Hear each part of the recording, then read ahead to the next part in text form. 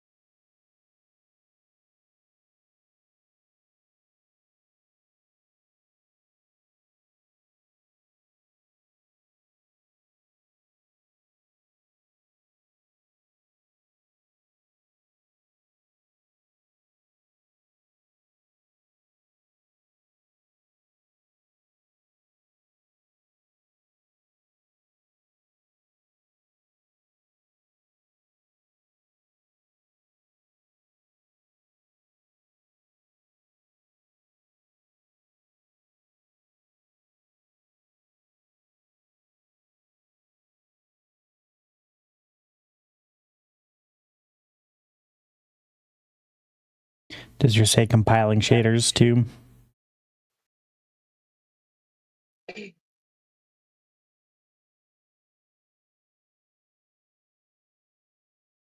don't want to jinx it, but it's moving at a decent rate.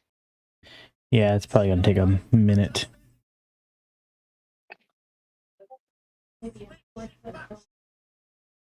Mine's maybe a fourth of the.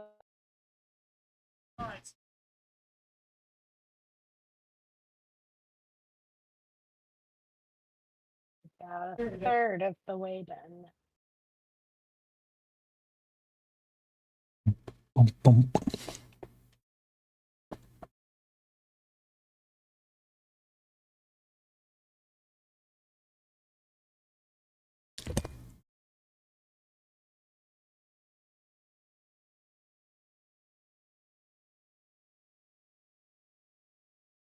It's about halfway done. Is yours moving this fast? Yeah, I'm over halfway done.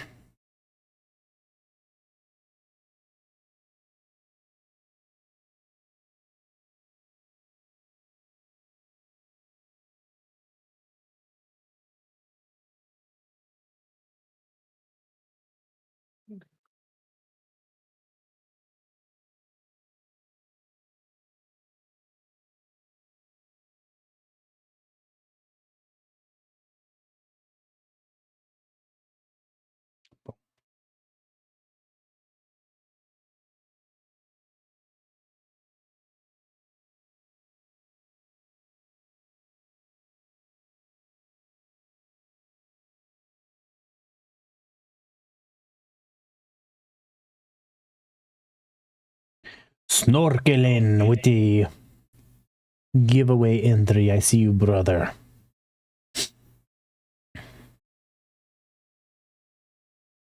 Oh, wow. 29 months, bro. Thank you for the sub, dude. We're currently waiting for the shaders to compile. Mine are done. Mine are almost there. Happy birthday, Squeegee, says Snork. Thank you.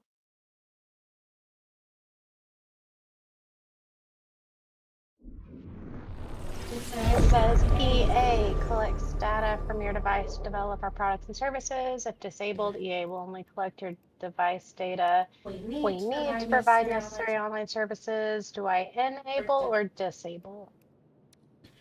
Whatever you want. Use of controllers is recommended. Yeah, well, we don't have controllers.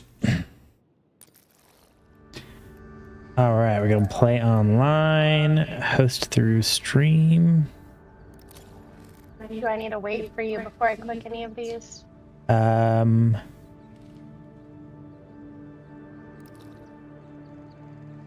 Yeah, so click on play online and then play through Steam.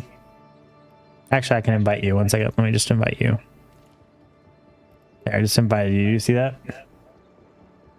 Oh, no, I can never figure out how to click on these. Press Shift and Tab. Does that give you something you can click on?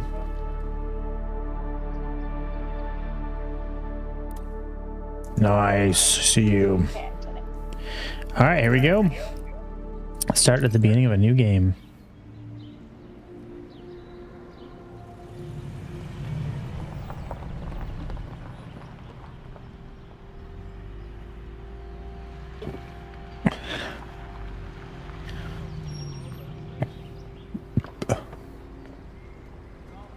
This is by the same people who did It Takes Two, by the way. It is? Yeah. I guess they're like the only company that puts out co-op games like this. So it's going to be hard. Yes. Welcome to Raider Publishing, where stories come to life. Hi, I got an invitation. I'm a writer. Oh, great. Go ahead and fill in your information, and then make your way over to the elevators. Okay.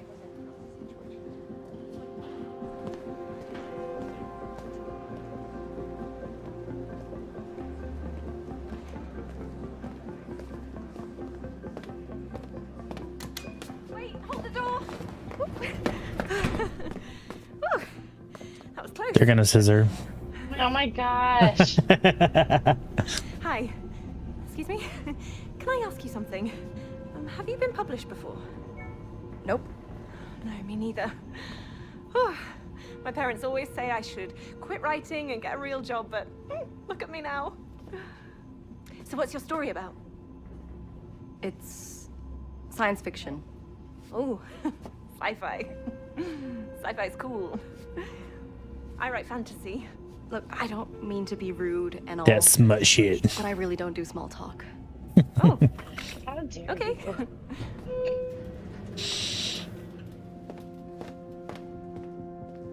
Nice to meet you too. Hello, I am Raider, owner and founder of Raider Publishing. And I believe that everything great that happened in the world first happened in someone's imagination.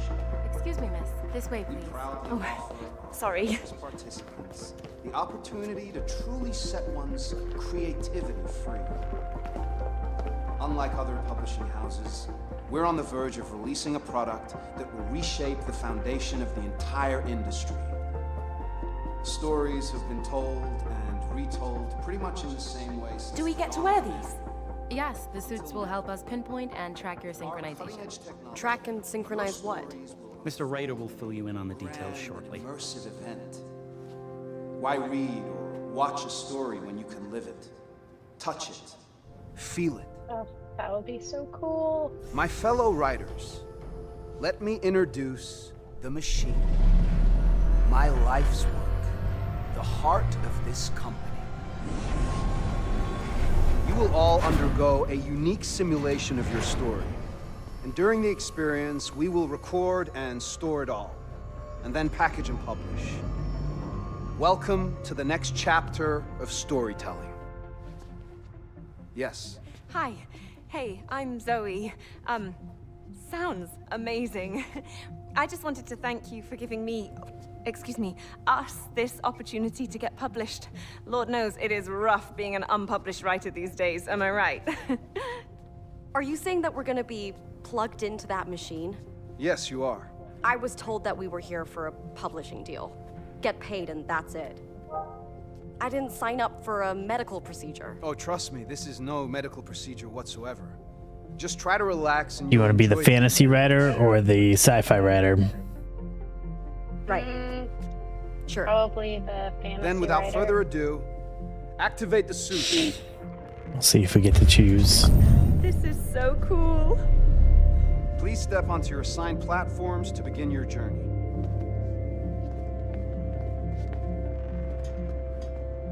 This would be so cool if this was real. Welcome. Please step on your assigned platform.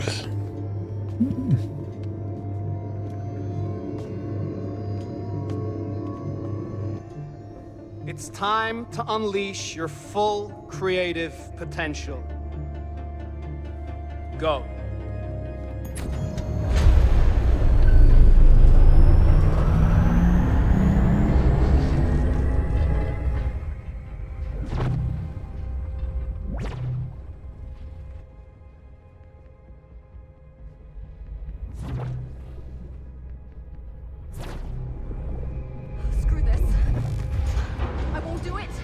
do it. Please return to your platform, ma'am.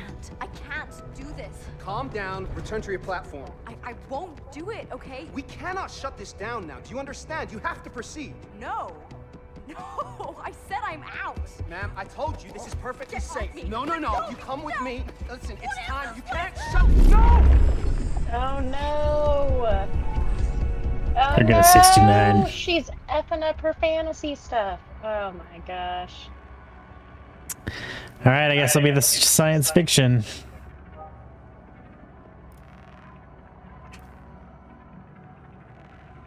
Press the enter button.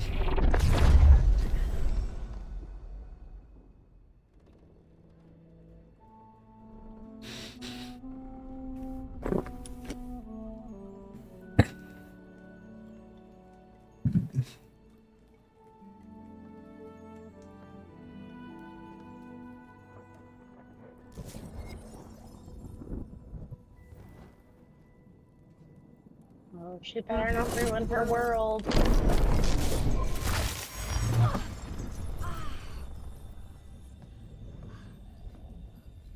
You? What are you doing here?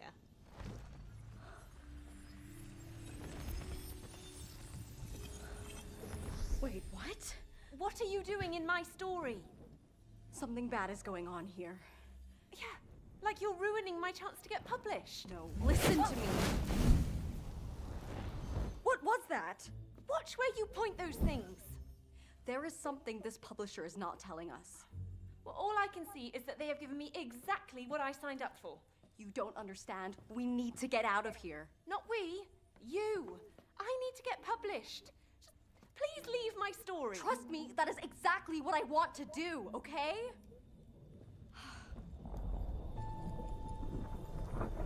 What is that? Yeah, and take that glitch thingy thing, whatever it is, with you. That came with me. Yes, and neither you or that belong here. Oh, it was so pretty.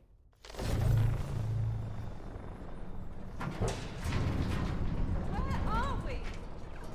I think this is my story. What the hell is going on? Yep. This is definitely my story.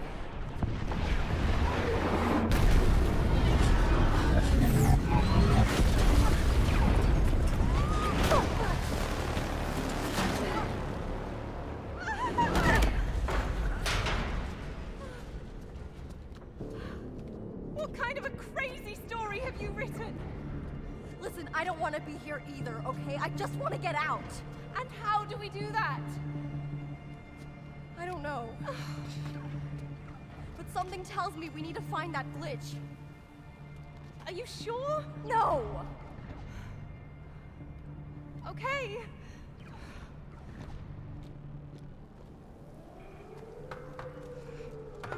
So you have no clue where that glitch might be? All I know is that we're in my story. You had to fall into my simulation, didn't you? Let's just focus on getting out of here.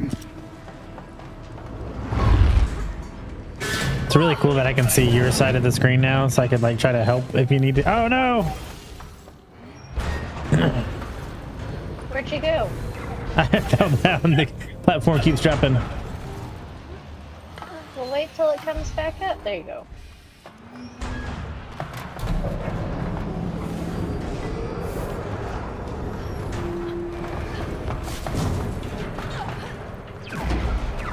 Oh no, this is not gonna be good. I gotta turn on my music really quick. 1 second.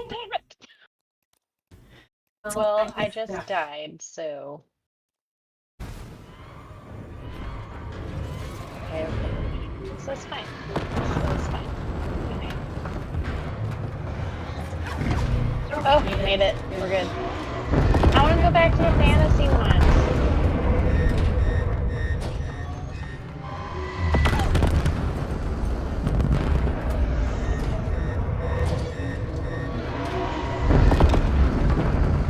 Let's check out that console.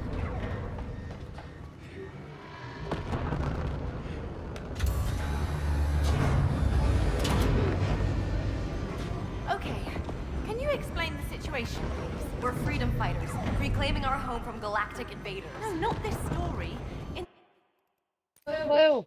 Gotta adjust something else. Sorry. The mouse setting is kind of It's like laggy almost. not laggy for me. It's just like it's not sensitive enough. That might be what it is. In the real world, what happened? Okay, that's better. I turned mine up to 100 if you want to do that They too. wouldn't let me. Are you sure this isn't just some sort of misunderstanding? Look, I was fighting them when I fell into your simulation. Wait, there was a fight. We've got company. Oh crap! Oh no, I died! Okay. I died again. Now I died again. Oh, damn it!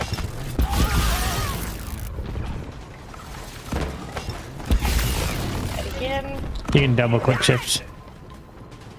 Okay, I gotta turn my graphics. My computer can't handle this. Holy shit. Okay, hold on a second. Graphics.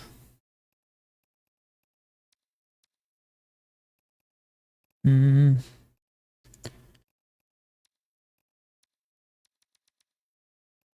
60 FPS. Sorry. No, you're fine. What's the objective of what we're doing right now? We just need to live, and we'll eventually get past it, I think.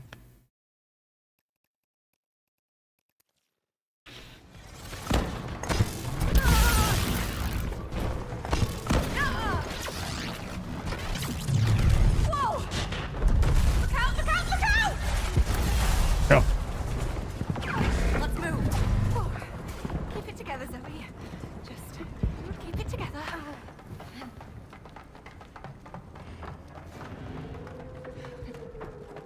Nope. Damn it. How did you double jump? Bloody hell! Now that's a proper ion cannon.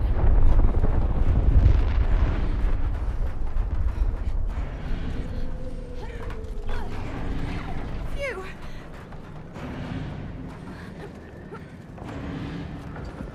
Nope. Make it.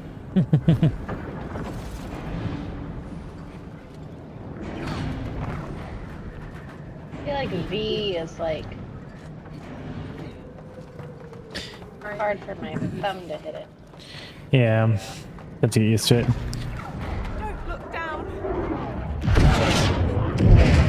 No! Oh, God! What? That's actually kind of a... I don't like it. Direction am I supposed to go?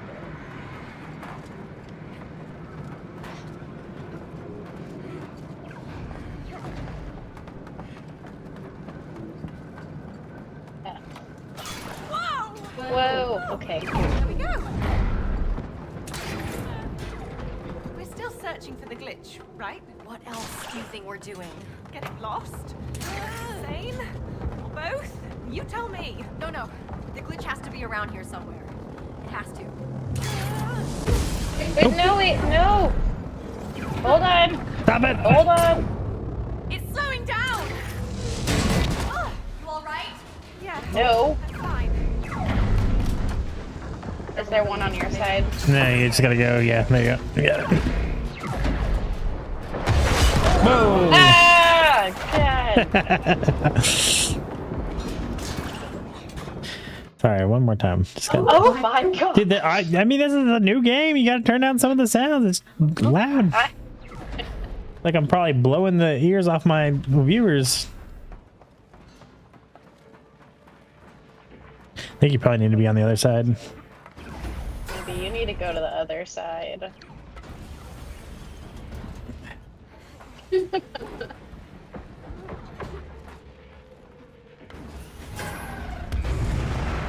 Okay, let's go. Dude, I really like this, like the controls of this game, the mechanics. So, how does this work? Do you know what will happen next in the story? Sort of. Come again? Writing it and experiencing it is a totally different ballgame. Let's hope there's a plan to safely separate us and return me back to my story. I wouldn't bet on it. Just because you blew your shot to get published doesn't mean that I have to blow mine. No, I think they're up to something fishy. I just don't know what yet.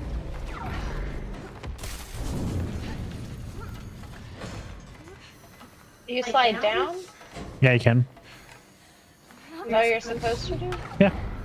You keep going to the left. Well, then you can.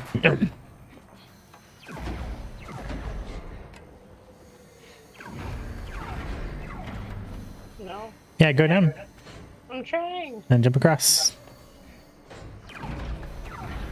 So you gotta hit like the left A and jump. A and space. There you go.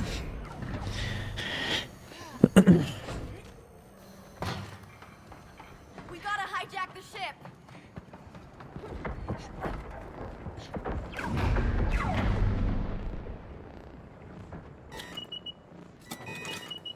This feels great. I have to do it right in the center. And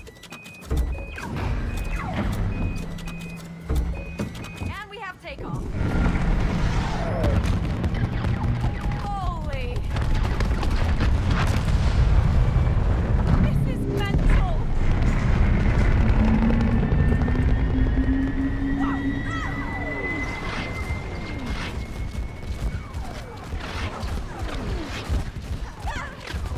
Are we trying to avoid that? Yeah, just trying to avoid the lasers. Oh. We didn't want to jump out, did we? Probably not. Aim for the water!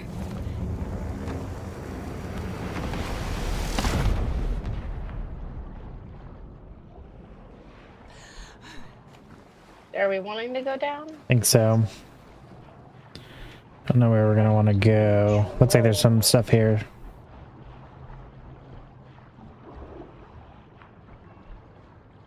I don't know what I'm supposed to be doing.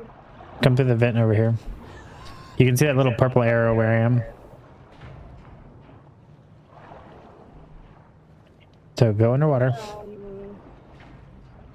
Down. What? I look around until you see. I'm right there. You see me? Okay. I think they should outline your partner or something.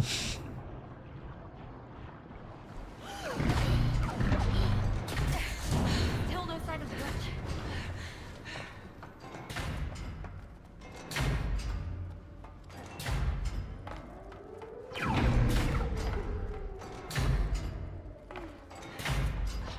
I have no idea where I'm going.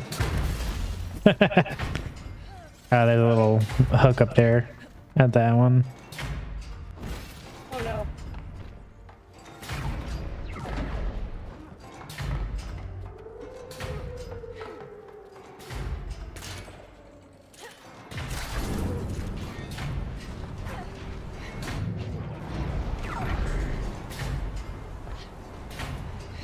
Look up.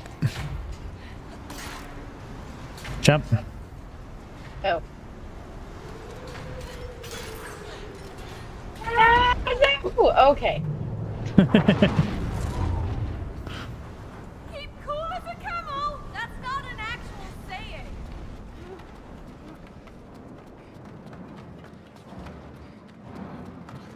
Can you handle a gun turret?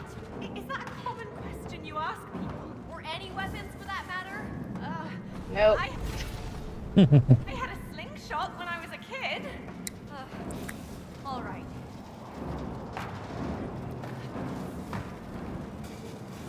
Oof, okay.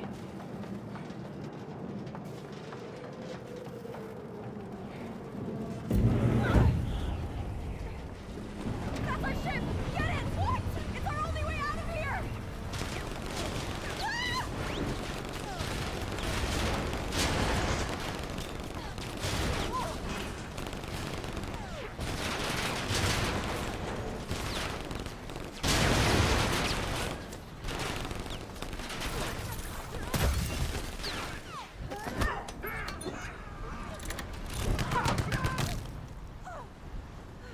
Looks like you're gonna be shooting.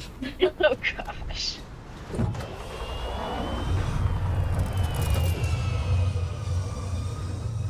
Why are we flying towards the storm?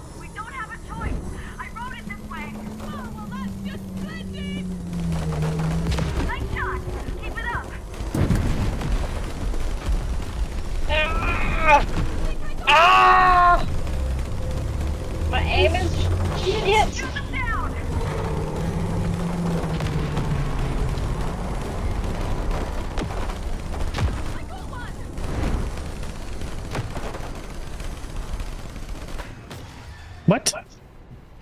I got them. What do you mean? I don't think maybe because I hit something, but it didn't look like I did. Should have.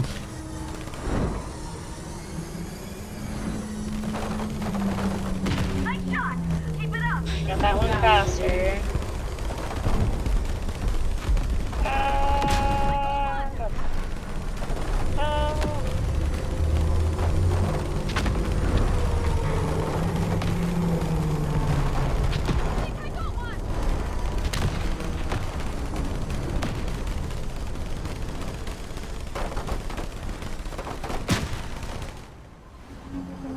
Oh, thank goodness.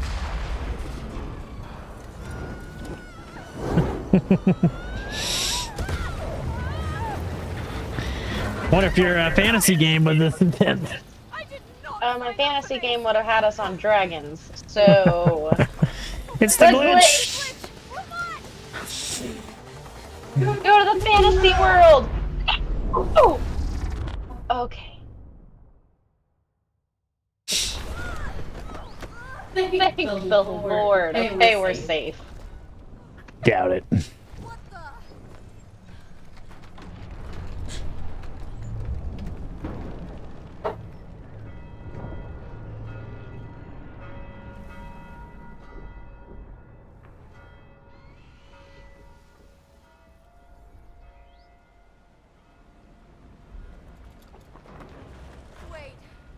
are we back in your story again?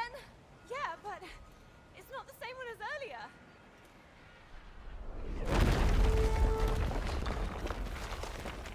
What the hell is going on? I don't know. But you wrote this, didn't you? I can't keep track of all my ideas. All your ideas? We only submitted one. Oh no. What do we do? Where are the dragons, Jess? They're coming. Just give them time. Ah! Run! Definitely run! Ugh, nights are corny! Not like your desert storm was a masterpiece! Don't die. Evidently. What? Come on. Why can I not, like, steer? You can. You walk around WASD. I can't. What am I doing different?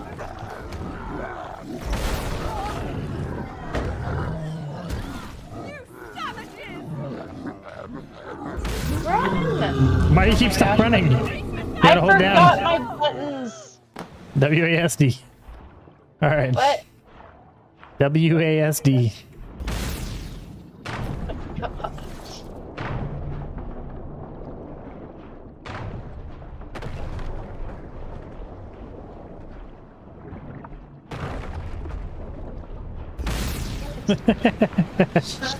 I was almost there.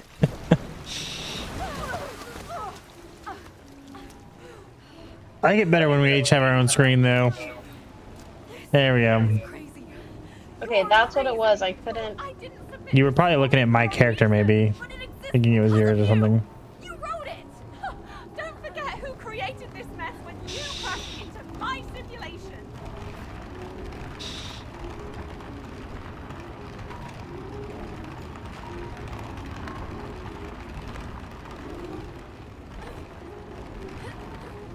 Nope.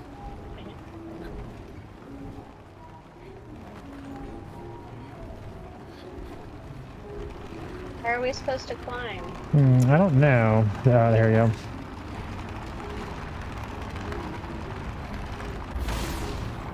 Drat.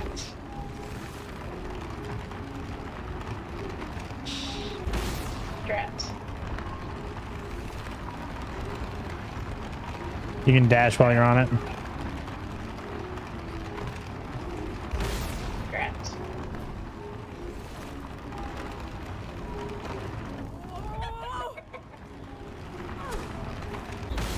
Drat.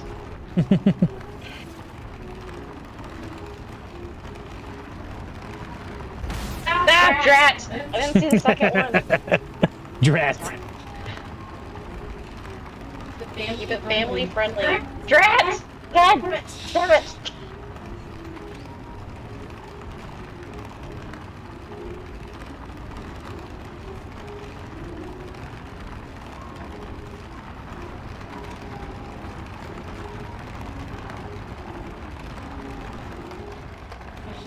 Is there another one? Nope.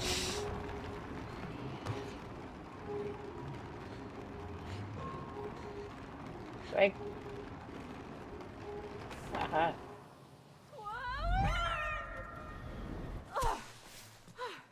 You've got to have faith when you leap. Something's up ahead. Ooh. We should go the other way.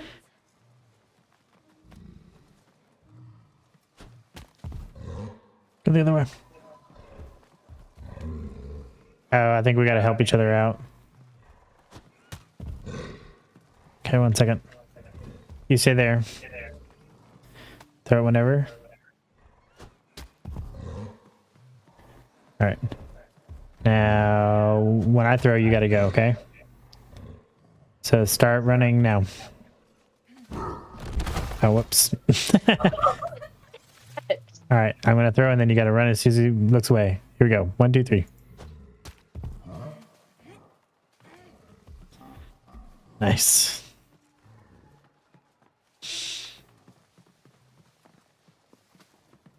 Time to move forward.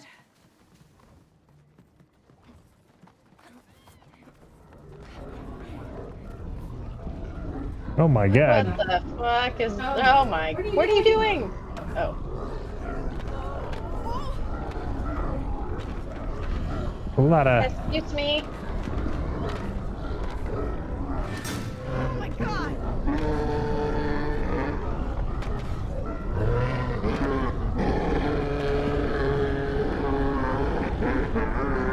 Like this one.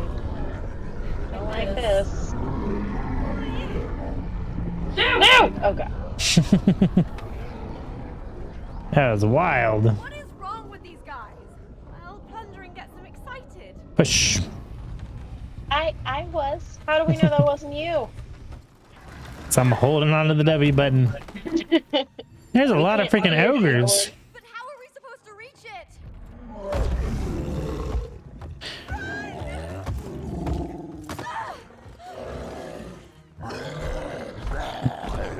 Ah!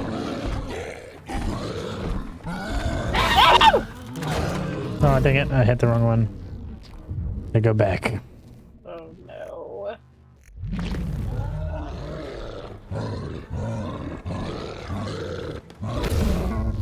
What? I wonder if it's because I don't know.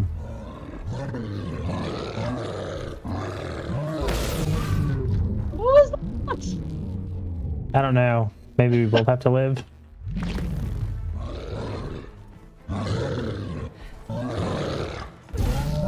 Yeah, we both have to live. I keep hitting jump instead of sprint or the shift button. Well, I'm not doing that, dude. I'm trying to jump onto the pillar and it's like jumping me off. Okay, I got it this time.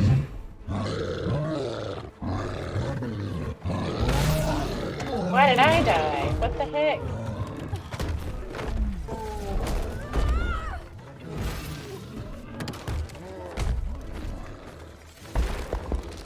What is happening?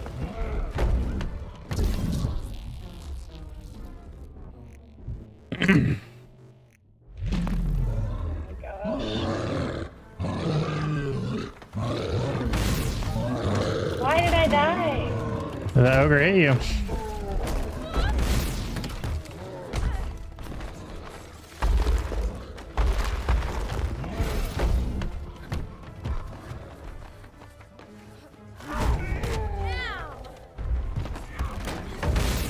Oh my gosh.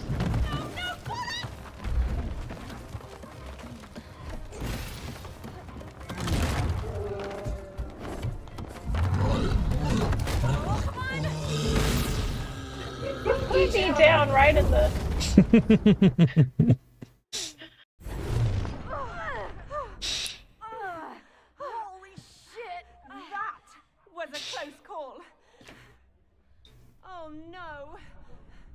Are we in another one of your stories? No. This is something else. Then what is this place? Whatever it is, I think the glitch has something to do with it. Yeah, it's acting weird.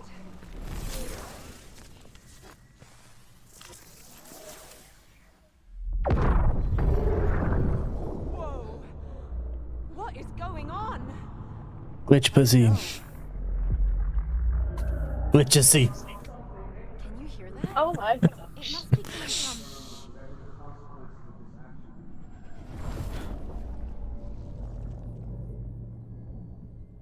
What is this glitch? Sir, the machine was never designed for 2 people at the same time. It seems like their combined presence overloaded the entire system, causing it to glitch. This is not supposed to happen. Can't we stop them?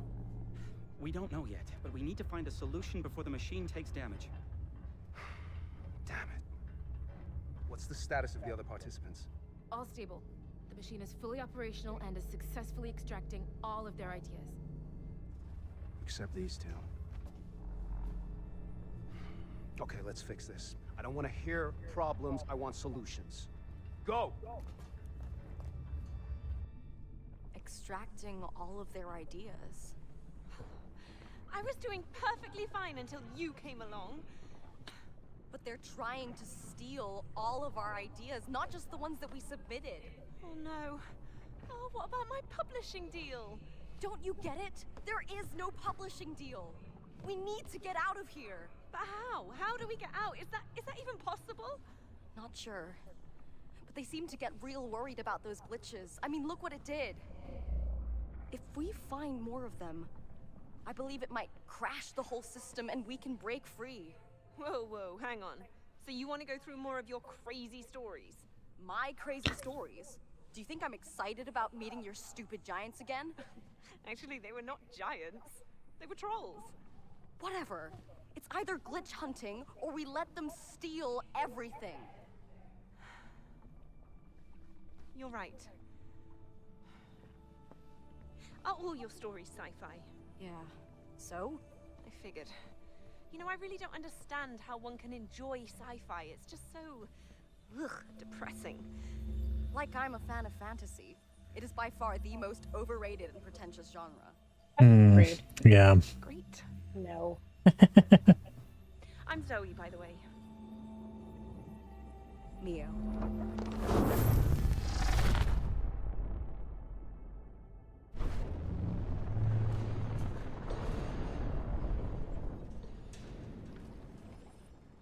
Okay, Mio. Where are we? They really are stealing our ideas. So this isn't the story you submitted? No. I wrote this a couple years ago. Okay. What's it about? Revenge. Revenge? Well, that sounds dangerous. And what is this? Freaking lightsaber. Careful! Whoa! It's a gravity whip. What are you doing up there? Ugh. What Oh, kind of that's revenge cool. story is this? It's very simple and straightforward. We are cyber ninjas hunting down the boss of the SRI crime syndicate. In what world is any of that simple? Let's just go through the story and find the glitch, okay? What do you think so far? I really like it. I mean, I'm dying over and over, but it's fine. So what do I do with this whip? It's your weapon. It doesn't look like Ah! What the heck? Excuse me? What the? Oh, ah! Oh. Really? Yeah. Let's get there.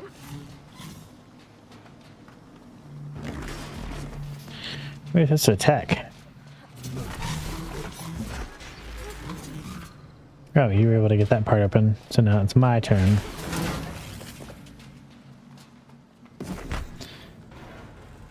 Nice. Gravity shift. cold steel. Oh, that's cool. A warm welcome. Nope. Well, I thought I was supposed to grab it. Cute. Maybe I have to go further. I think you have to get over here. Grab onto this thing above me, maybe?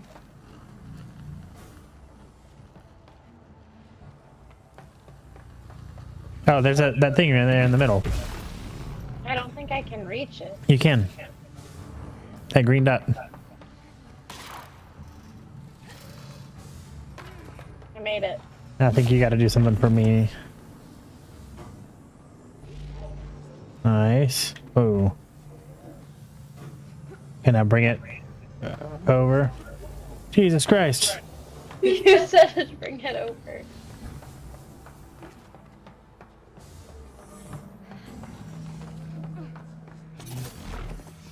I think your turn to do this.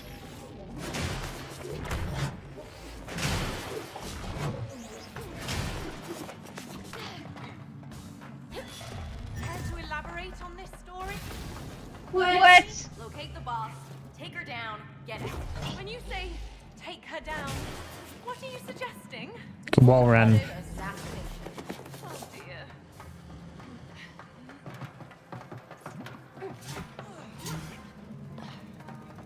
There's a Roomba.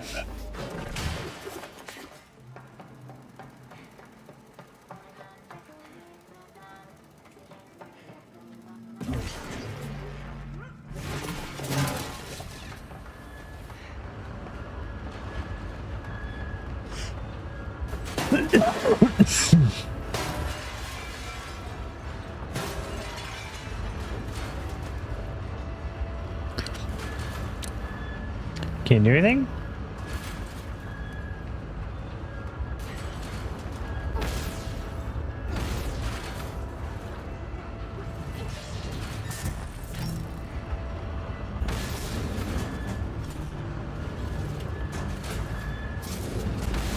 I don't know that you can get over here. How did you get over there? Because I had my special ability. Is there anything for you to grapple onto? When I open that, can you use that?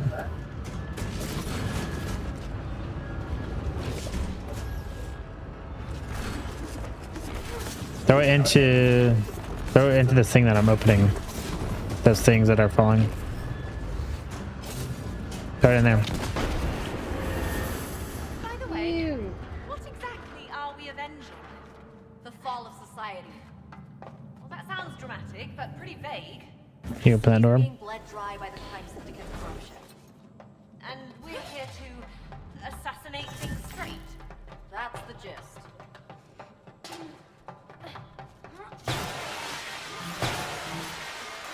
This is wild. Is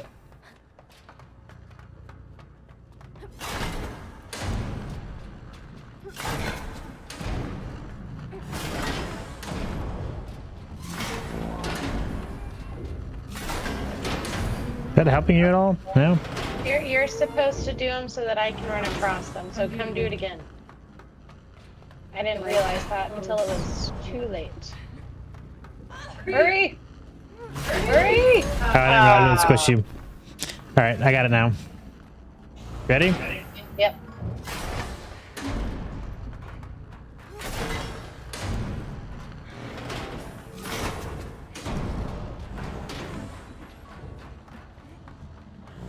Made it.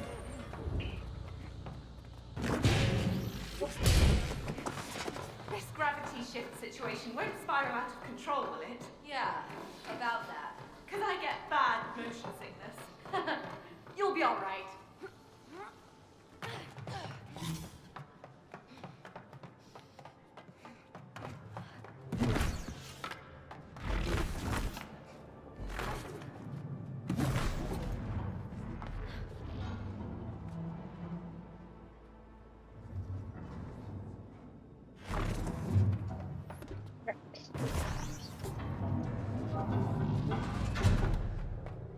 Did that do anything for you?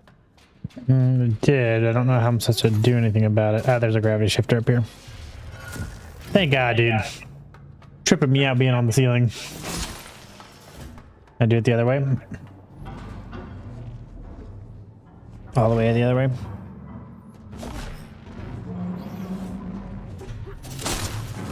Oh, sorry.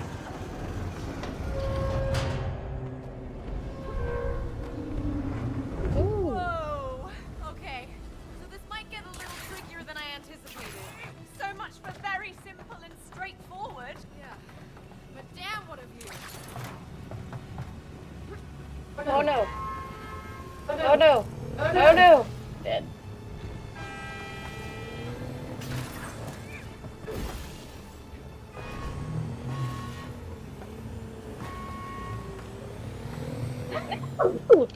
Oh, that's Trash.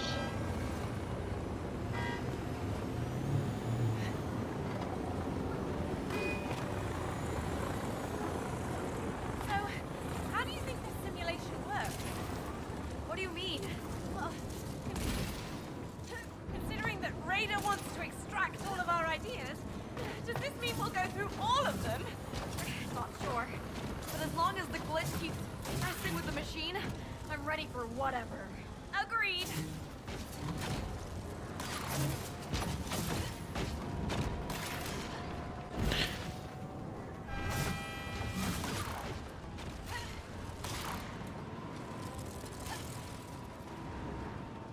Oh no.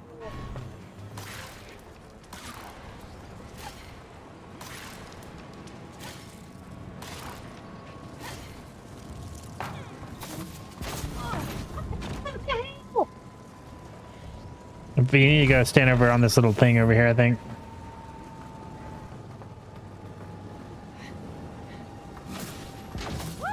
Whoa.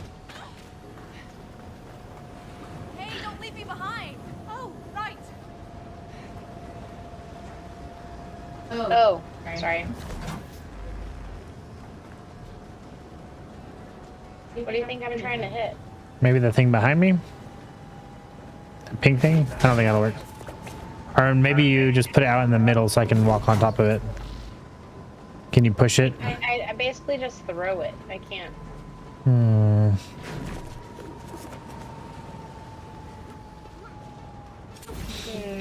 I don't know. Look around, see if you can figure it out.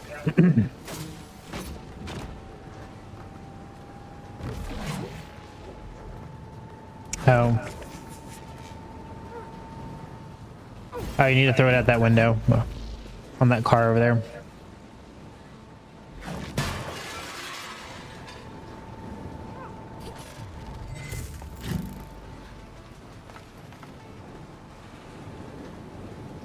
I can't reach the crane. Oh, that's my job, I think. Gotta go behind you. There's a crane. You need to do something with it. Crane. Yep.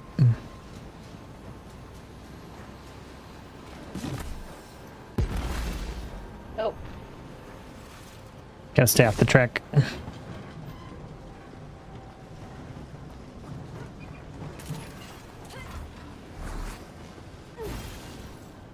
think you have to move it while I'm swinging on it.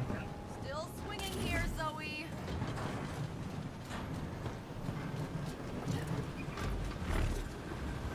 Gracias. Now you have to go across How? the car to your left. Maybe not. Wait, I think I just saw something once. There's an E button. Let me just borrow this. Okay.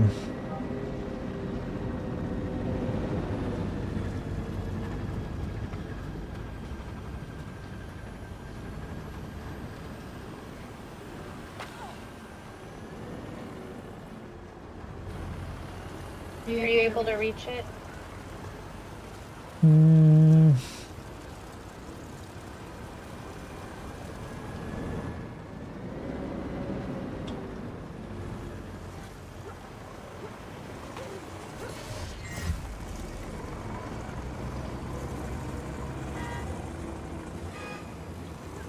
Nope. Right, I think that's your job to open that. Uh-huh. I think it's your job to open that.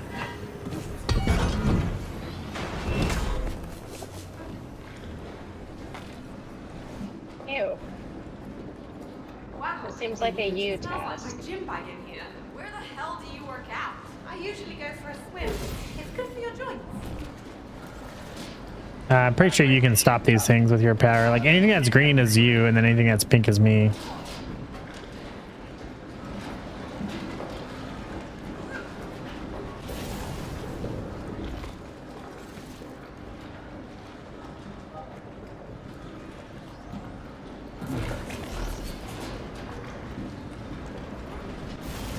Doing wrong. Anything really indicating that I could do anything? Yeah, no, I mean, obviously not. You figured it out. Oh, you have to stay on top. Okay, I'm dumb. I was making it a lot more complicated than it needed to be. It was complicated, but I figured it out. You figured it out before me. Rick says, "Happy birthday, Squeegee." Thank you.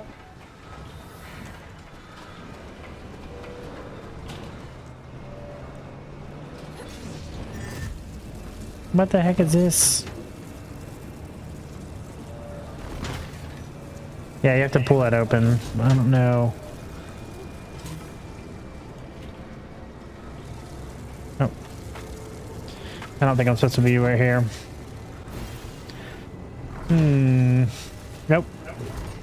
Pull it open now. I can do both. Next one. Of them. Yep.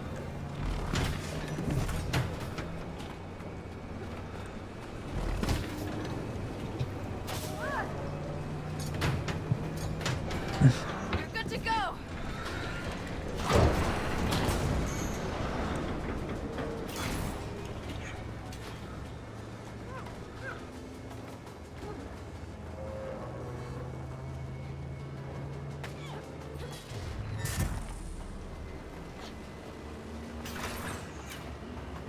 Let me guess. You're from the city. Yeah. Born and raised. You need to get up to where I am. I don't know. You're above me. Oh, okay. Say something.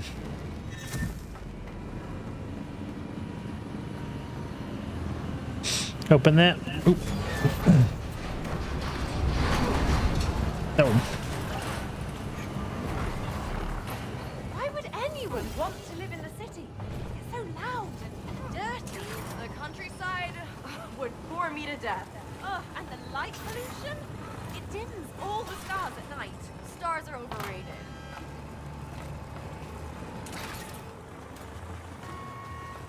I need you for this part.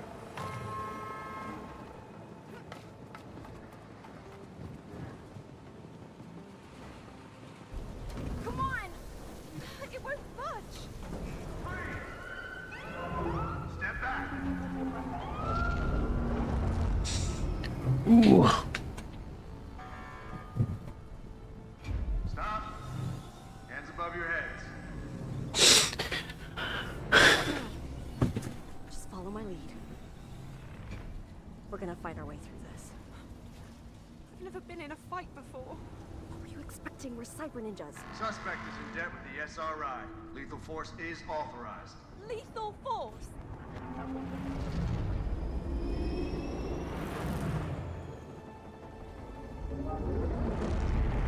Ah! Let's take them out! What? Hurry! This side now!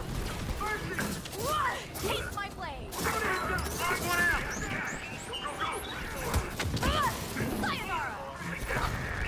You plan on killing anything, or? Well, I didn't know. I didn't know.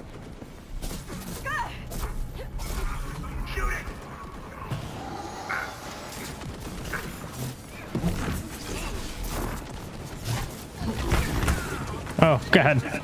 Doing more damage to me than the enemies.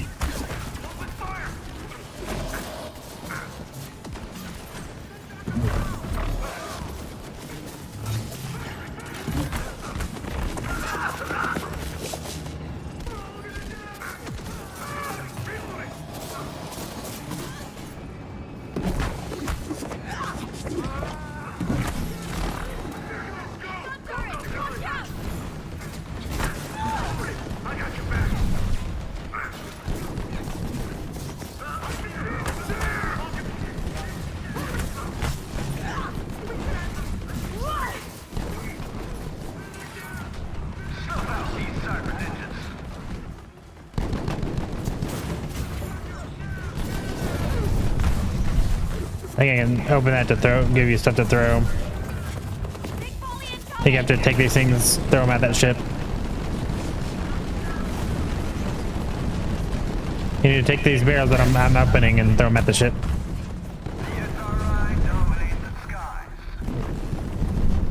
Where? Right here. I'm opening this thing right here. I'll throw them at the ship. Do it again.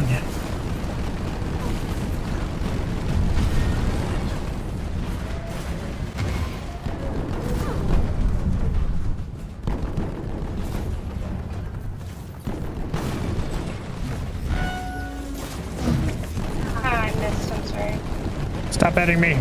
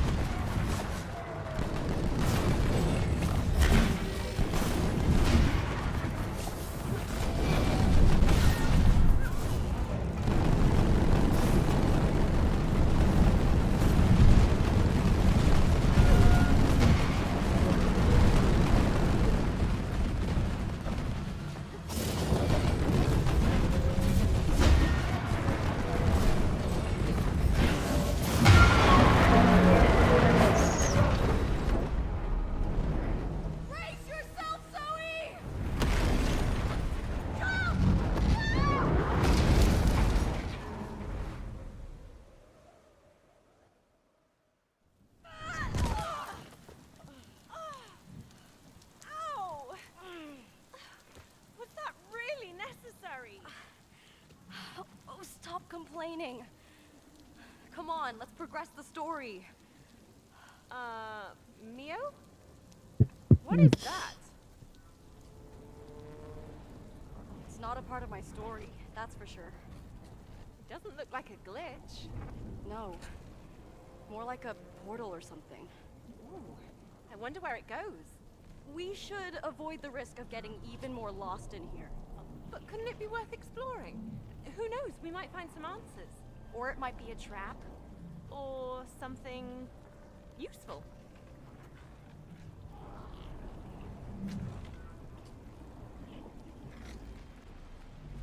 Do we touch it? What? You just jumped right in it.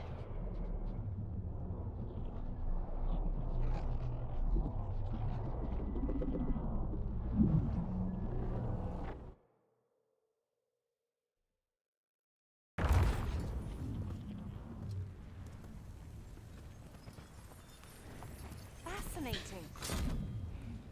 Great. And now we're stuck.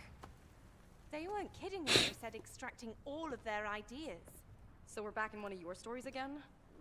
Yes and no. This is more like an unfinished idea I once explored. So, what kind of idea is this? Well, this might be better to show and not tell. I'm already regretting this.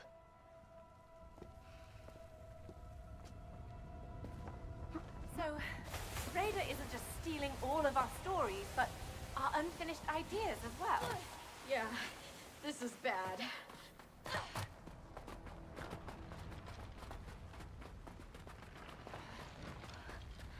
Glad those sharks are dead. They don't look friendly. Yeah, those are dead. What sharks? Oh.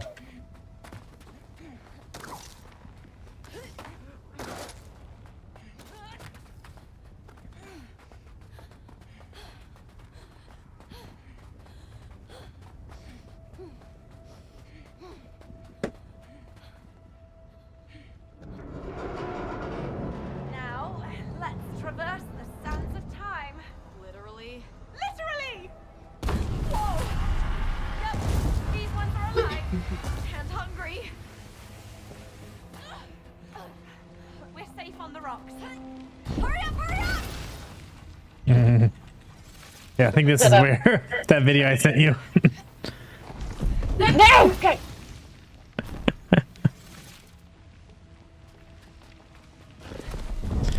You can double jump and then dash, remember. I am double jumping. We'll jump down that platform first and then now do it. You can jump above them, you just can't touch the sand.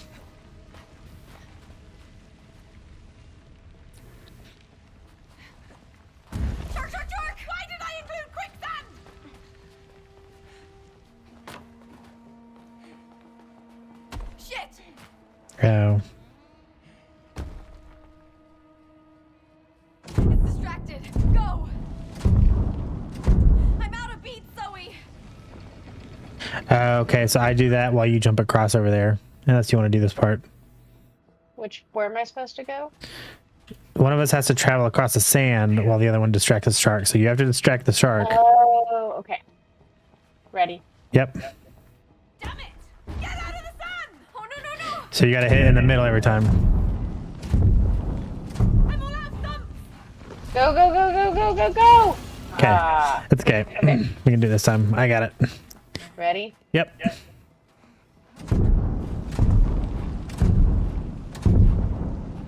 All right, now you gotta do it. Get back across. I'm trying. Oh, Lord. Okay. You ready? As soon as you jump, I'll start doing it. Hold on, my arm, my shoulder. We can take a break once we alternate. get to the end of this part. Okay. And I'm ready. Yeah, just go ahead and go and I'll do it when you start.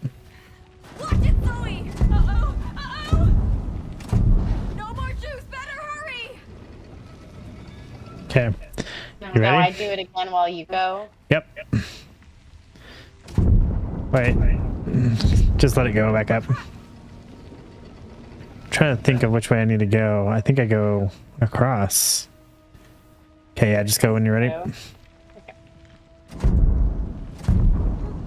No! It's on to you! Ah, sorry, I missed it. Sorry. Basically, don't start doing it until I jump, okay? Just let me know when you're ready. Okay, I'm ready. And then as soon as I start jumping, that's when you go, okay? Okay. Shark! Shark! Can't dump Okay. anymore! Okay, same thing for you. Okay, I'm ready. Oh, I messed up. Ah! I missed the middle. Try again. And oh god. And ready.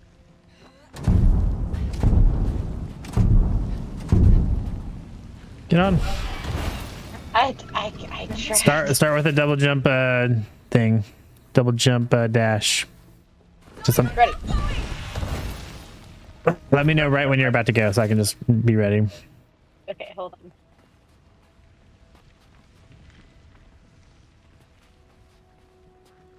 Okay, ready.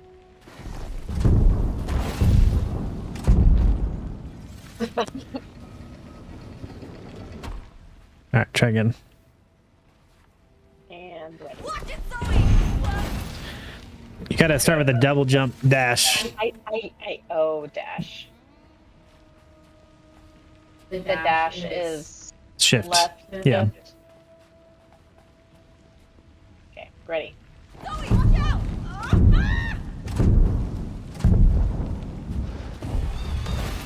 I was right there! So like, okay, I'll just let you go. Just you need to start with a running jump, jump, dash. You should be like almost halfway by the before you hit the sand. Okay, ready. Zoe, heads up! Nope. Oh god. Okay. But let me show you what I'm gonna die. But let me just show you. So you come, you jump, jump, dash, and then you can keep jumping while you're in the sand. I think it keeps you going a little bit faster. Ready? Yes. Look out, Zoe! You're like jumping directly into the sand at the start. I don't know what you want from Jump, me. jump, dash. All right, try again. Let me know when you're ready.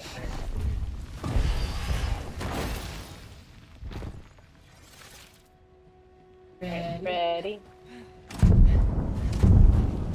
This one was so bad. Zoe, watch it! Oh my gosh. Alright, and Wait. Oh, fuck.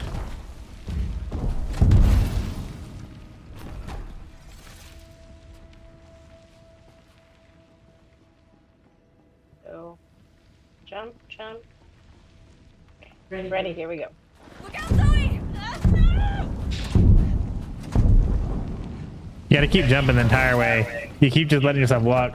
You keep jumping No, every time I you am hit the sand. jumping. I promise. No, I look, am jump, jumping. and then jump, jump, jump. You can jump once you hit the sand. I am. Okay, I'm ready. Okay, 1, 2, okay.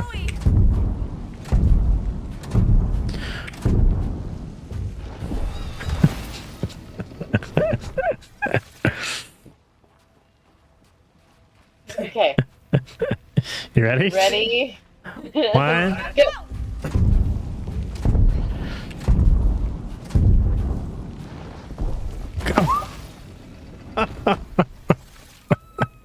Okay. Wait, I made it? Okay, whatever, that works. Oh, yeah.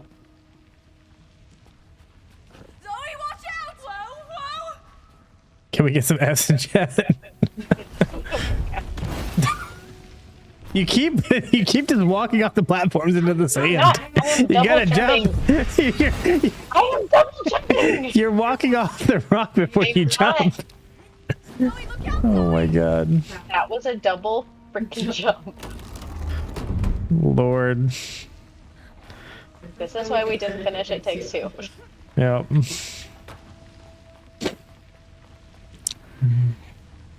Oh my god.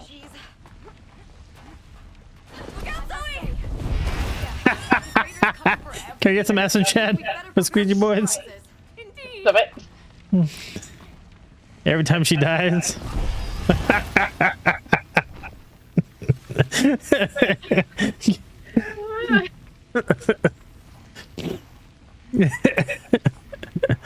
Chat's just gonna be filled. How do you get up to the...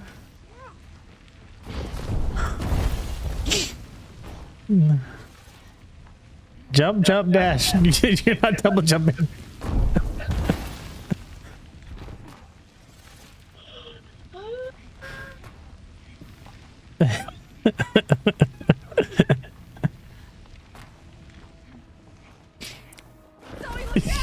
Double jump, double jump.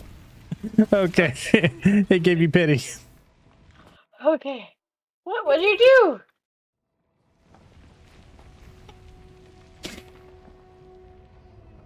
Oh, we gotta alternate, I think. Oh no, we just gotta spam. Okay, never mind.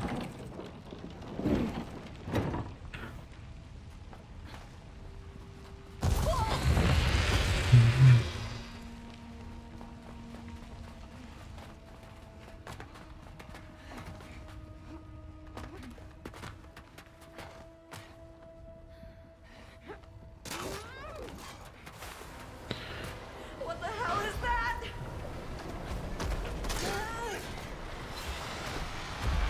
Oh lord. Jump? Oh What's my going on in gosh. here? Why are we in an hourglass? Well, you know, it's like they say, time heals all wounds. And what about the sharks then? I haven't figured that out yet, but they are exciting. Damn, I was holding my hand.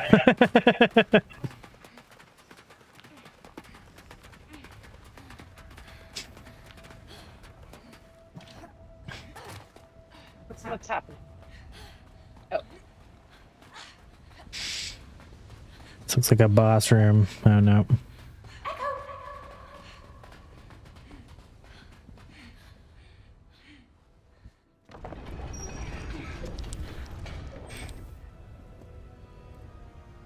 So, got a plan to get us across?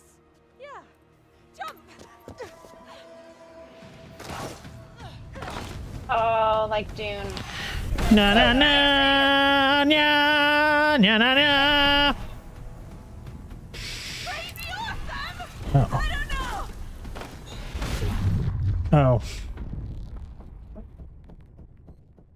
I wanted to see if my shark could jump.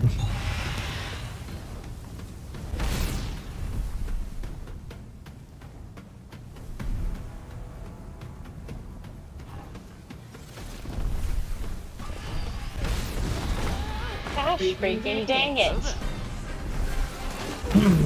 Oh, I got distracted by the follow. Thank you, Killamane, for the follow. No, no, no, no, no, no, no. Gosh dang it. Okay. This You is spam E to respawn.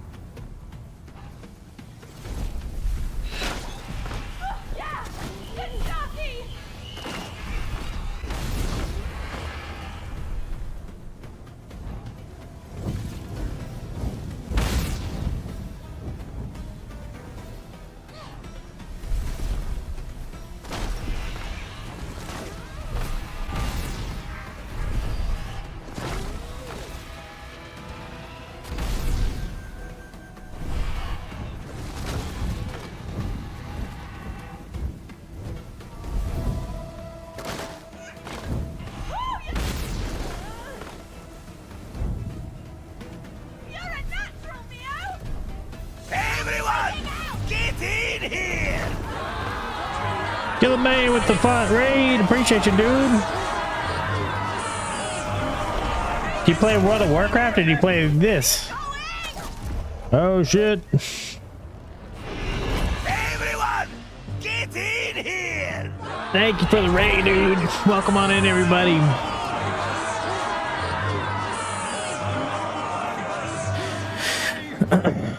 Hope you had a good stream, dude. Oh, we're back in the sci-fi. Trash. Did you want to stop here? We can. I mean, you just said your arm was hurting up to you. I'm just all tense. Like my back and everything is just like rigid. Yeah. Split Fiction, me and my friend Kay just finished it. It's pretty good. Yeah, I heard the ending was really good. And me and my wife been trying to find a game to play together.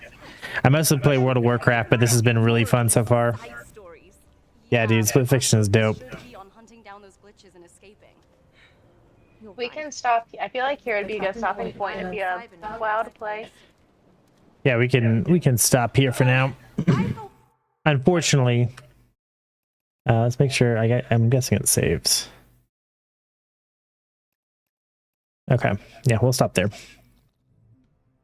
GG's, babe. We're actually making progress. Yeah, no, well, we'll beat this game for sure. We will beat this game for sure. On a dang nail and hammer swinging section of a game. I like that I can see your screen because if I really need to, then I can like see what you're seeing and then help you out. Yes. Gonna get 3K tonight then? I don't know, Rix. You gonna run some keys with me, bro? I'd run a key or two. That was really fun. I'm really glad we're playing this. Me too. I like that one a lot. You gotta sleep soon. All good, all good. We'll have to play some more. I want to beat that game. I've heard like the ending in the game is like absolutely insane. You raiding tomorrow? Yeah, I'll be raiding tomorrow. I love you, babe. Thank you.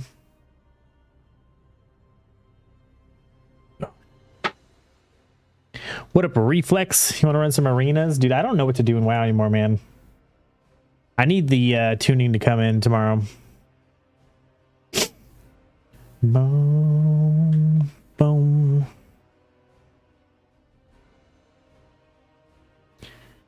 Reflex skips the bit with Squeege. Sure, I'm down.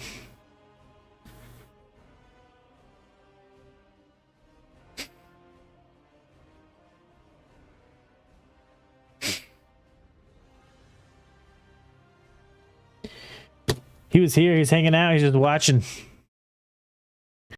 Just looking at lock stuff. Dude, I want to play some dev, though. I want to play some dev.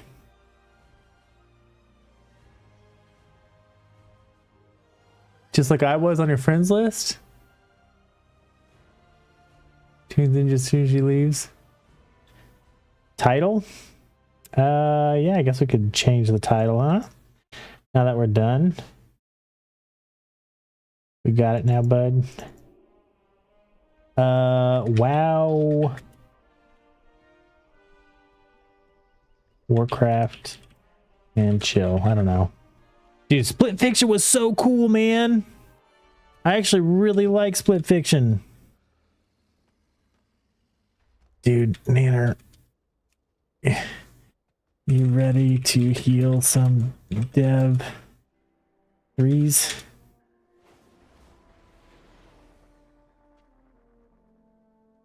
Yo. Yo. What up, dude? How goes it, bud? Going good. Going good. I was actually gonna maybe try to do a prez guide at the end of the stream. Or at least record it so I can edit it down. Why is my... Dude, I saw this video today from Quasel about all the settings you can like lower to get your frames better. Wow, ditching PvP for delves. Who on earth would do that? What the Isn't this D&D night? Delves are dead. Dude, I think I'm done with delves. Yeah, you're right. I'm actually, I don't know that I will do any more delves. I don't think it's worth it for the vault stuff. I mean, I guess it would be worth it just to have like that extra little bit of chance, but I'm like way above 649 already, so I don't think there's any chance that I get better gear out of it. Yeah, dude, look at those 10s, bro. Look at those 10s, dude. What a juicy vault I'm gonna have tomorrow. I'm definitely coming home on my lunch tomorrow. All right. You better make sure they're up. Yeah, I'm gonna make sure I'm up before I go for sure. Yeah. I'm thinking there probably will be maintenance because there's tuning. We'll see though. Japanese tongue twister. Translated in Mr. Niwa's garden, 2 chickens suddenly ate a crocodile. What the fuck? Let's find a healer. Okay. Let's see here. Pre-made You don't mind groups if I play arenas. lock, do you? Nope. Okay. I might log on a second evoker or my third one. That's fine. Because I'd like to have a actual dedicated evoker. Nice. Do it up. Bot service spam trying to enter chat. Oh, did I miss that? I can't see it on my like join chat.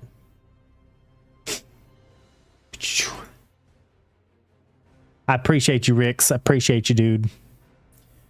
Oh, we're definitely gonna have to run up 10s every week. Dude, I want to push some 12s and 13s. I want to get that 3K IO. That would be legit. Can you leave that group? Shit.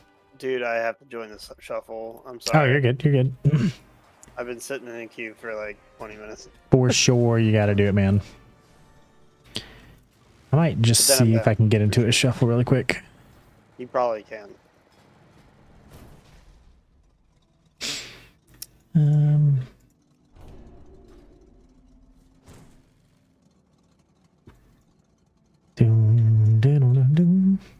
What'd you guys? Well, there was like nobody in here watching Split Fiction, but I thought it was pretty fucking dope. Actually, that's what I'll do is I'll go run a Delve or 2 on my main. Let's do that because I want to at least get those extra 2 vaults.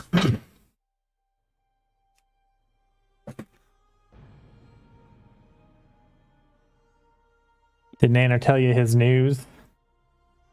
Yeah, he let me know. I think it's a good thing.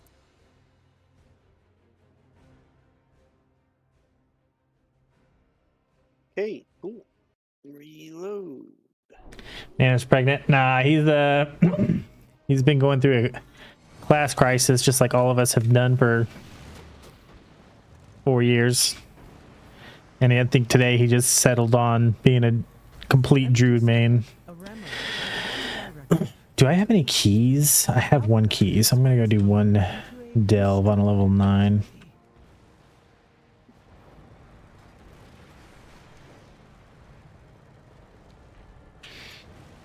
Bumping. Dude, I hope we can get one-handed jackpot dude down this week. Let's play Holy Pally for 8 years straight, no regrets. Dude, when I saw, I don't know if you saw in the Transmog channel, but I posted a Transmog today, and it really makes me wish I had a plate where, and at this point, the only one I would really probably play is Holy Paladin, even though it's like my least favorite.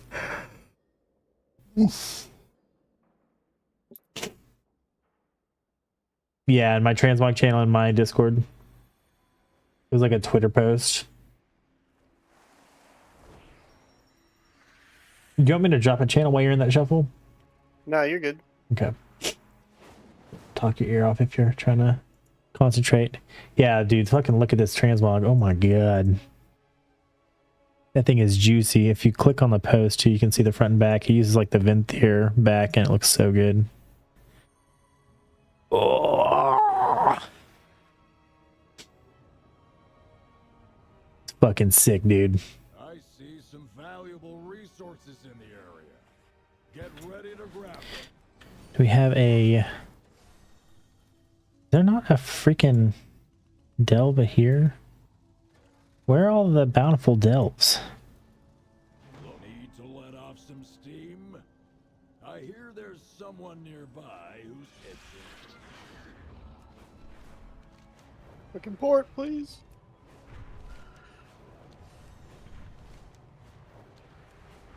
Don't want to go to work tomorrow. Dude, I would love to like take a half day, come home at 12, open the vault. Got a rush quote, 2 jobs. Ooh. Gotta make that money, bro.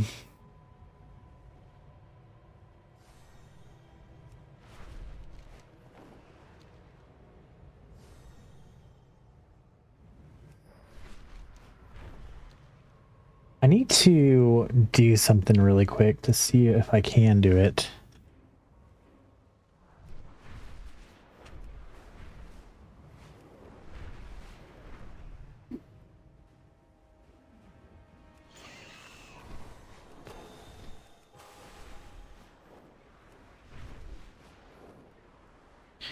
Need to get in the slipstream. There we go.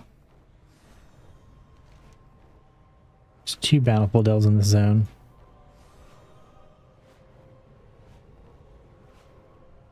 I haven't done this delve in forever.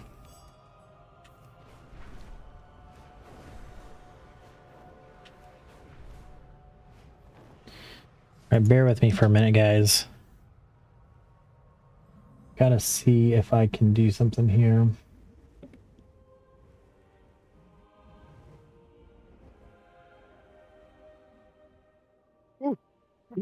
Filters.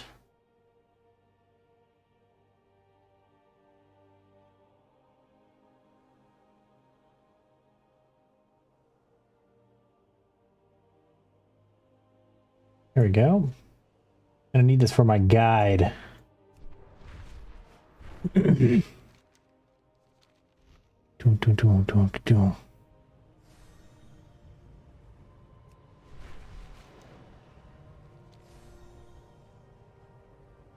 Because I don't like being in the way of the talents.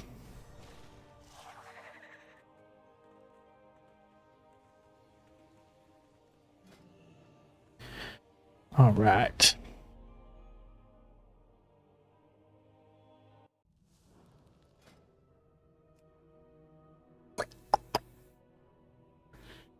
This is the single target build. I think so. I think Sprocket Monger is like the go-to like single target, right?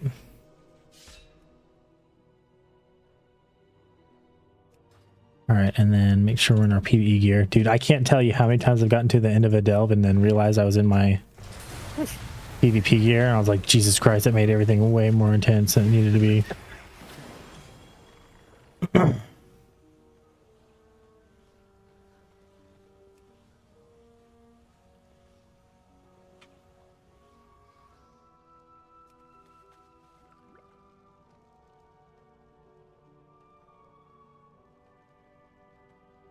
Bro, I can't click on this shit. What the hell, man? Fucking Bran is standing in the way. Oh my god, this is pissing me off. There we go.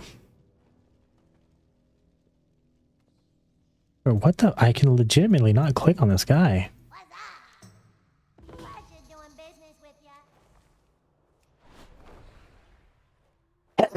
Excuse me.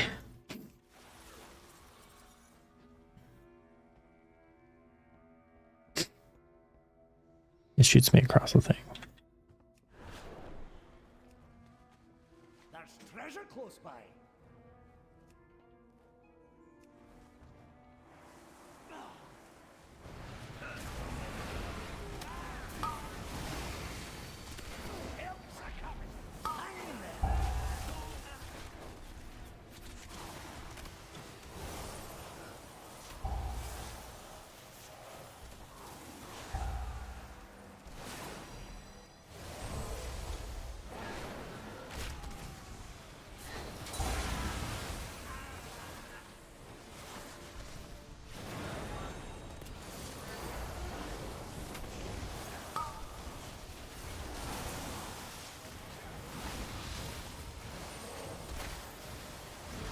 Dude, Double Hunter is so silly.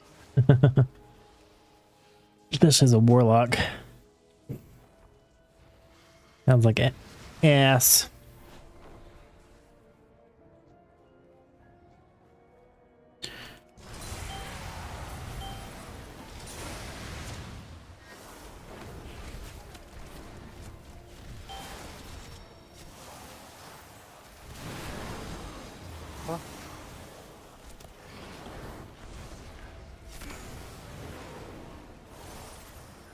Dude, and I get to come in to the tuning tomorrow with fucking dev buffs. Straight to raid. Shit's gonna be hype.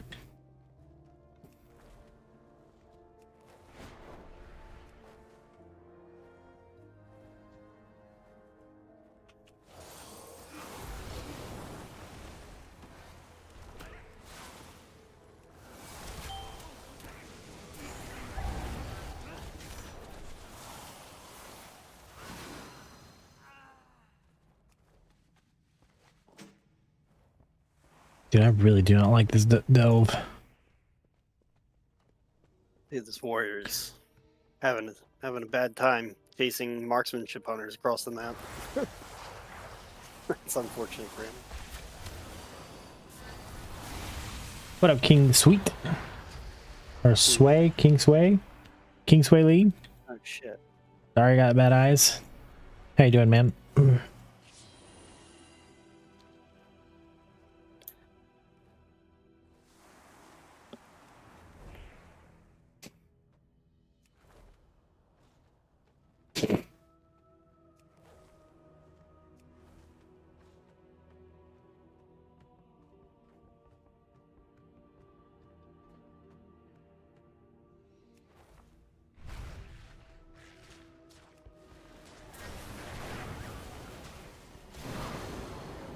You're good, bro. You got it right now. Oh my god. Why? Why?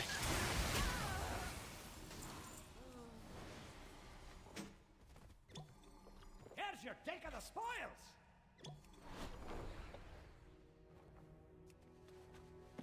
Nice find.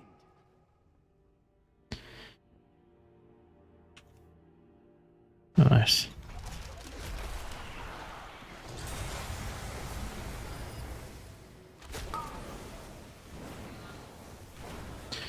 It's wild how much damage you can do. Is oh my god.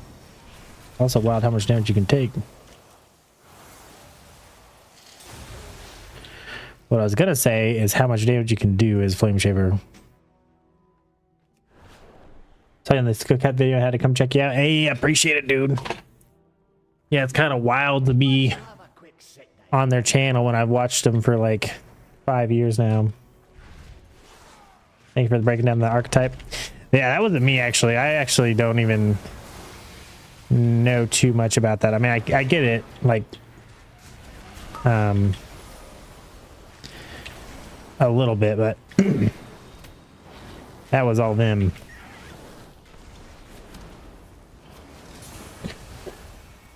It was actually the interviewer who pointed out that, like, I had kind of switched between similar archetypes. And I did that without even knowing. But I mean, it makes sense because it's like, I think it's like the same reason I like Devastation, because it doesn't play like a caster like mage. It plays more like what you would kind of expect from a warrior, I think.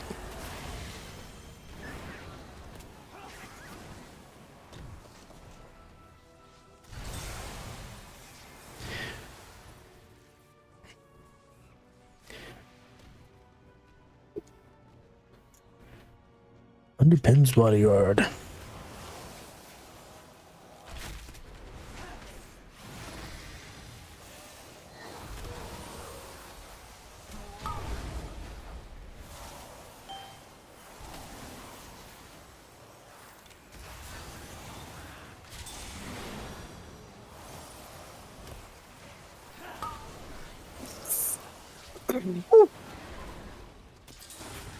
Warrior's so angry. How's that shuffle going for you? 3, and I still have 2 rounds to go. Nice. So we're doing gamer things. I need to see that 5, bro. I need to see it. Yep. We'll see. We're going Marksman, Survival, Resto Shaman versus Aflock warrior this weaver, so we'll see how this goes. Didn't go well with the rest of the shop when I played with the warrior, and this warrior's having a bad time. But that's fine. We'll persevere. Dude, it's so weird having range.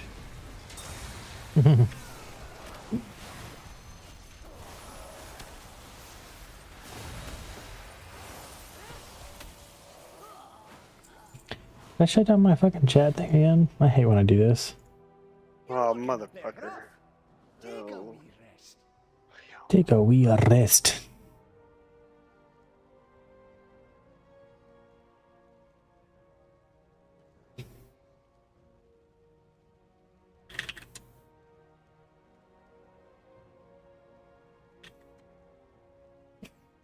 All right.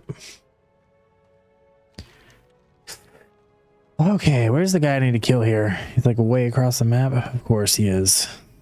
Why are we fucking on this dude? You're just here eating lunch at work? Hell yeah, dude. Are you in the US? Are you working late? Moron.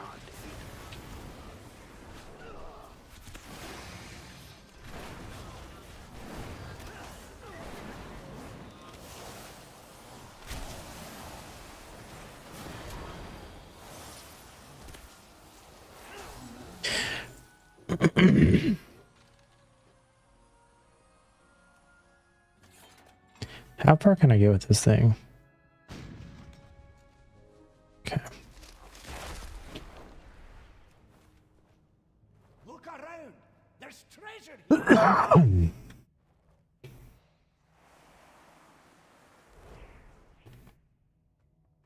In the US, I just live in Southeast Iowa, good old Midwest. Very nice. I'm in OK, Oklahoma. I used to live in Iowa for a little bit. The winters there are wild. Oh my god, I didn't hit him with my fucking flame breath. That's super embarrassing, actually.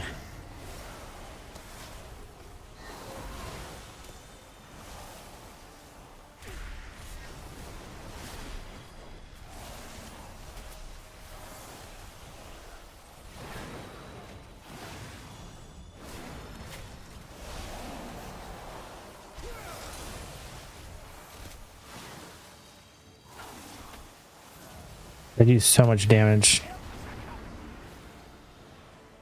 that it? I killed him. Oh, there's a second base. I just hear suck. Yeah, dude. I remember, like, I mean, I was a kid, so less meaningful, I guess, but the fucking snows would be above my head.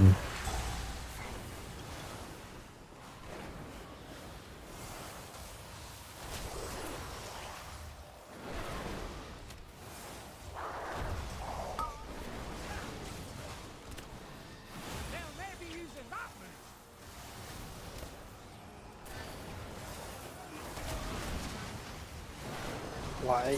Dude, we might have won that if the warrior had not tried to chase a resto shaman around the middle pillar in Ruins of Lordaeron.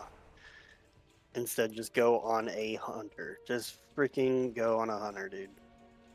Go on the survival hunter. He can't cut you nearly as much. I don't know. Whatever. This warrior's questionable.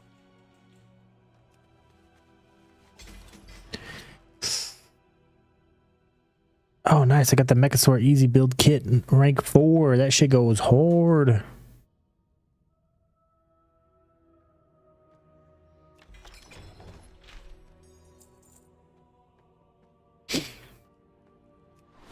You got, what, one more round? Yeah, yeah.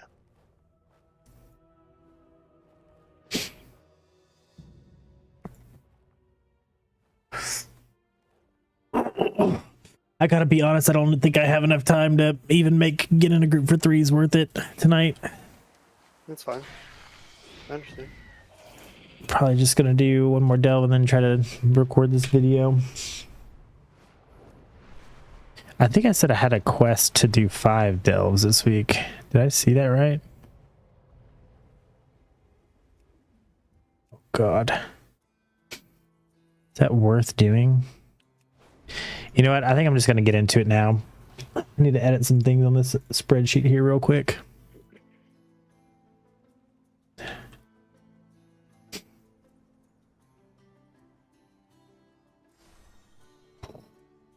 Whoa. Need like dark mode. I'm pretty sure I have a dark mode somewhere. 4 and 2. Nice. There's You're good. cranking. Dark mode, Google Docs. Are you doing live on stream? Oh man. Yeah, I think I'm going What to. a treat. What a treat. You want me to mute myself so you can just post it to YouTube? Once I get started, I'm just messing around for a minute, but yeah, I can let you know. I had a dark mode. Dark. Oh, here we go. Go to appearance on the left-hand side.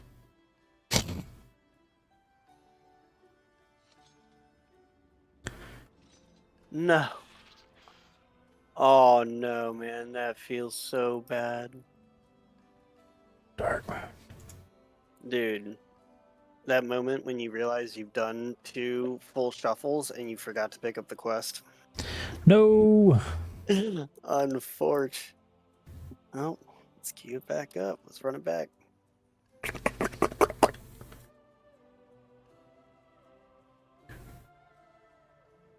Dude, I've had this in dark mode before. I don't know how to get it in dark mode. This is crazy. Let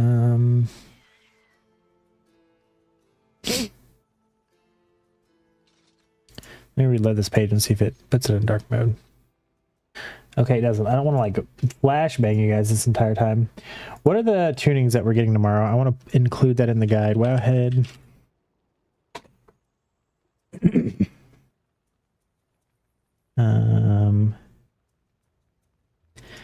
Updated. I like the updated. Like I saw them add stuff to this tuning. I got so excited, and it's just all Resto Shaman healing increased by 3%. Doesn't affect PvP. Okay. So.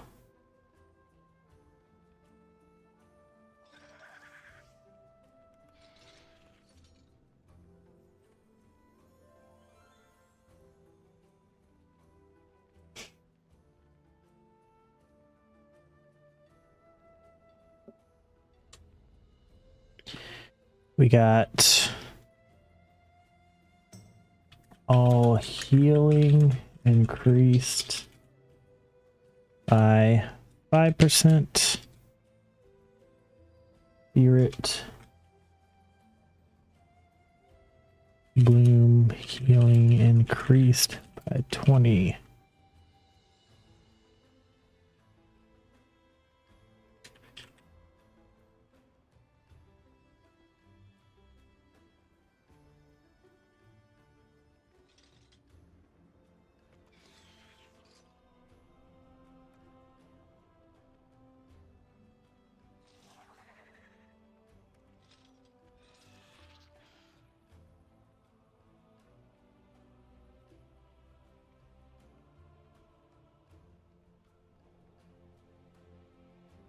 Okay.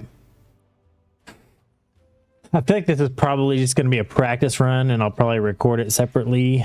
But we're going to go ahead and try to go through. We can't have it up here while it's on light mode, though, because I'm pretty sure that fucks up my camera. Yeah, it does.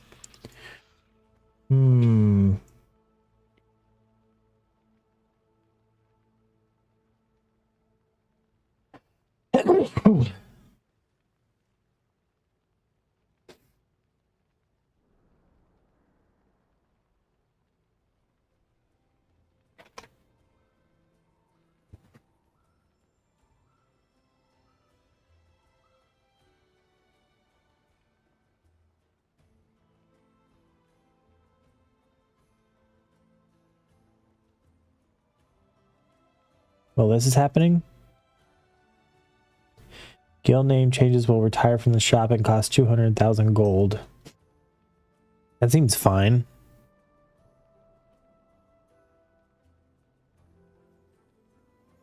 How much was guild name change? That's less than a WoW token. Seems fine.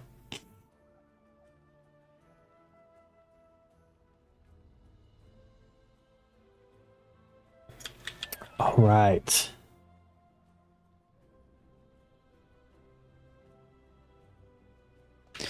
Need to turn down my settings a little bit. You know what would actually be dope if you were outside of a arena is if I could use you for some things during the guide. I am outside of arena. And sure. Like to show rescues and stuff like that. Yeah. Oh yeah, yeah, for sure. I'm flying around. I'm in. You know what I'll do is I'll turn you down all the way so like you can talk if you want to, and it won't record it. Not that I want you talking constantly, but but that way we can like talk back and forth if we need to. Trying to figure out how I'm going to structure this.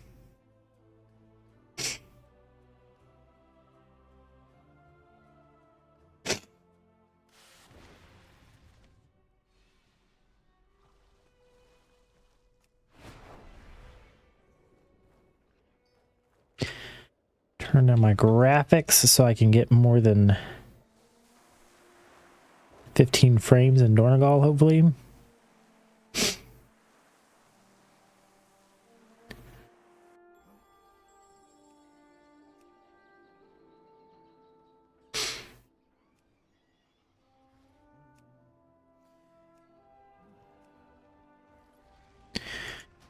right, what does this look like? Okay, perfect. What I would really like is like at some point it would suck because I'd have to have two people willing to sit with me for like an hour, but I'd like to go to Blade's Edge Arena and actually go out there and sit in the arena and use some of it, but okay. All right, guys, we're about to do a live evoker guide on stream. See how it goes. If it's good enough, I'll save it, edit it down, post it on YouTube. If it's something that needs work, I'll probably re-record it. But can you come over to the PvP area just in case I need you?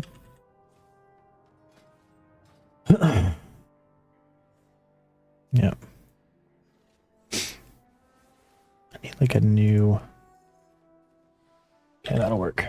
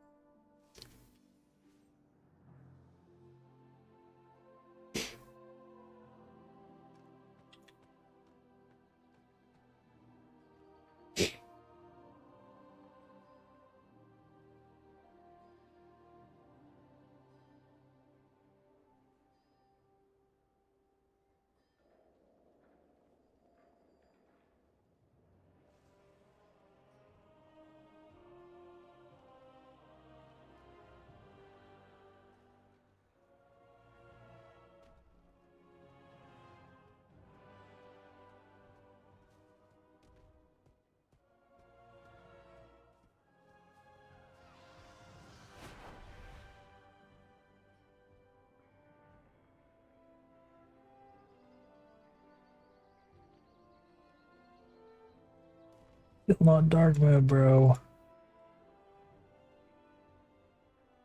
There we go.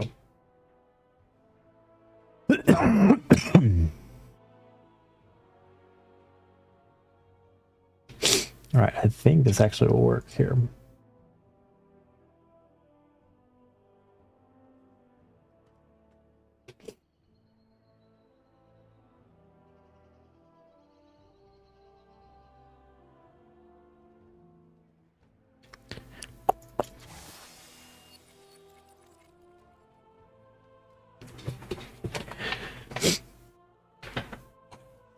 All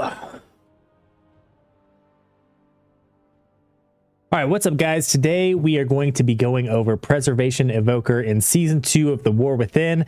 Currently, it's patch 11.1. Not much has really changed since last season, so if you have watched one of my previous guides, it's really not much has changed, but I do want to go over the changes and kind of go over the playstyle of Evoker. For this season, I want to go over quite a few things. I'm going to give you kind of a breakdown of what we're going to be talking about. I'm going to try to leave timestamps down in the description so you can skip around to whatever you want to see.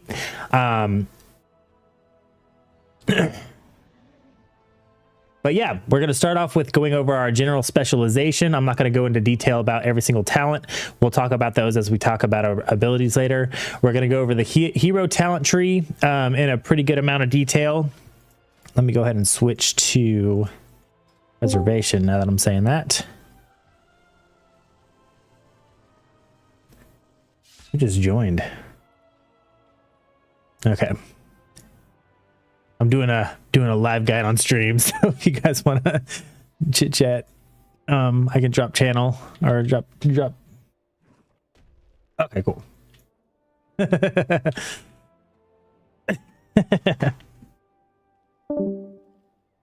All right, then we're going to go over the hero talent tree in a good amount of detail because I do think the hero talent tree is pretty important. We'll go over our stat priority and our gearing, you know, the gems, enchants that you want. Then we're going to go over our healing spells in good amount of detail, go over how our talent tree affects them. We're going to go over our healing cooldowns and then the general healing rotation in arenas. We're going to go over our damaging abilities and then our damage rotation. While we're in arenas, we're going to go over our utility spells. We'll go over our PvP talents, and then we'll go over the floating talents in the talent trees, the ones that you can switch around. Then we'll talk a little bit about trinket usage. I'll kind of try to go over the best and worst comps for Preservation Evokers. I'll go over our macros, and yeah, we'll go from there. So to start off, I want to talk about our general talent build. Let me make sure I have the most general talent build. I will link this talent build down in the description, but this is what I would consider to be the most noob friendly talent build. And actually, I would probably move...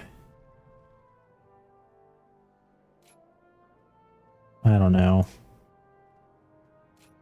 That's actually something weird, different.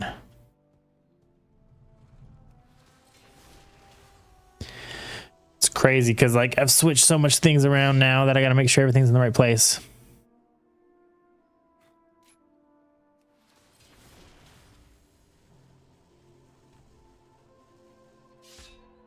This is what I would consider the most noob-friendly talent build, and I'll leave a link to this down in the description. I'm not going to go into detail about every talent, but this is where I would start. If you're just getting into Evoker for the first time, this is the build I would run, and we'll go into the detail of the different talents as we talk about the spells later on in the video. Before we go into the talent tree, I do want to talk about what's different in 11.1 versus 11.0. What has changed with Preservation Evoker? The big thing is going to be that Rescue now breaks roots. Roots are the downfall of Preservation Evokers. They can completely shut down your Verdant Embrace, which is one of your biggest healing cooldowns. It used to shut down Rescue, which is like one of your best defensives. And you just have to be super mobile and you have to be on your teammates as a Preservation Evoker with the 25-yard range. So Rescue now breaking roots is actually huge. As of today, or as of tomorrow, all of our healing is going to be increased by 5%. I don't know if you haven't played Preservation at the start of 11.1. We felt a little bit weaker compared to last season. I think a lot of it has to do with the tuning of other healers, but the 5% healing increase will be great. Spirit Bloom is being increased by 20%. Energizing Flame now refunds 80% of the mana cost of Chrono Flames. It used to only restore 50%, so that will help with our mana issues. I think Preservation is kind of known as the worst mana efficiency healer, so any mana efficiency will help with that. And then our Disintegrate damage is going to be increased by 25% as well. This is really good because Preservation is a very aggressive and damage output healer, and here recently, since the start of 11.1, we felt like we couldn't put out the damage we need to actually be an effective, whatever you want to call it, hybrid aggro healer. The mastery has been changed so that instead of snapshotting the healing over time effects when they're cast, it's actually going to recalculate the mastery every time a healing effect ticks. What that means is our mastery does more healing if your health is above your target. And so now with every tick of, say, Dream Breath or the Spirit Bloom healing over time effect or Reversion, every time those tick, it's going to recalculate if your health is higher than your target. And it's going to do, more healing with your mastery. If that turns out to be true. I think this is pretty much a buff. You could say it was a nerf if there was a chance, like if there was a time where you, casted these spells when you were higher health and then you happen to drop below your teammates. But I think overall this is going to be a buff.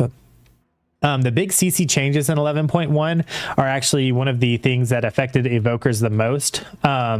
Basically, all the CC in the game now has a little bit of damage threshold that it can take before they break. This was to kind of combat things like polymorph or incapacitates, that kind of thing, breaking on any damage. And what this means for provokers is like you can be polymorphed in the middle of AoE damage and it won't break for a good amount of time. This used to be one of the ways you could outplay enemy teams as a provoker. I know, like when I would face a mage, nullifying shroud can be stolen by them. There's all kinds of purges in the game, so kind of what you had to do was you had to play in with your team so that AoE damage would break these CCs, and now that CCs all have a damage threshold that they can withstand before breaking, it's a huge nerf to provoker, because provoker is one of the most susceptible healers to CC due to their limited range. So yeah, that CC chain was kind of a nerf. That being said, one of the cool things that came about with this change is freezing trap can now take a little bit of damage before it breaks, and so hunters aren't running diamond ice as often. And one of the sucky things about diamond ice is it would keep you from emerald communing. And that's no longer the case, or well, it's not no longer the case, but because they're not running diamond ice traps, you can actually now commune in while you're trapped, which is pretty cool. One of the other buffs that came in, I think, with the 11.1 patch is Dream Breath's healing was increased by 20%. This is, I think it's just good in general.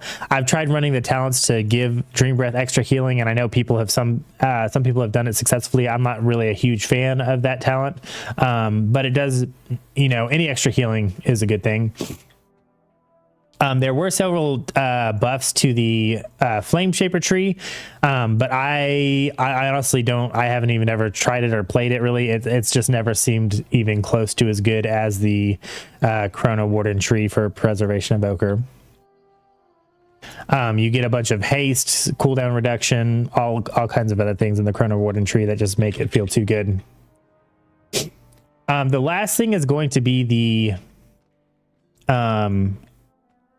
tier set changes. So we're going from the last tier, which I think increased our reversion healing and extra stacking from temporal compression, and now we've got the whole jackpot mechanic, which basically just stacks up healing that'll trigger when your target drops below 40%.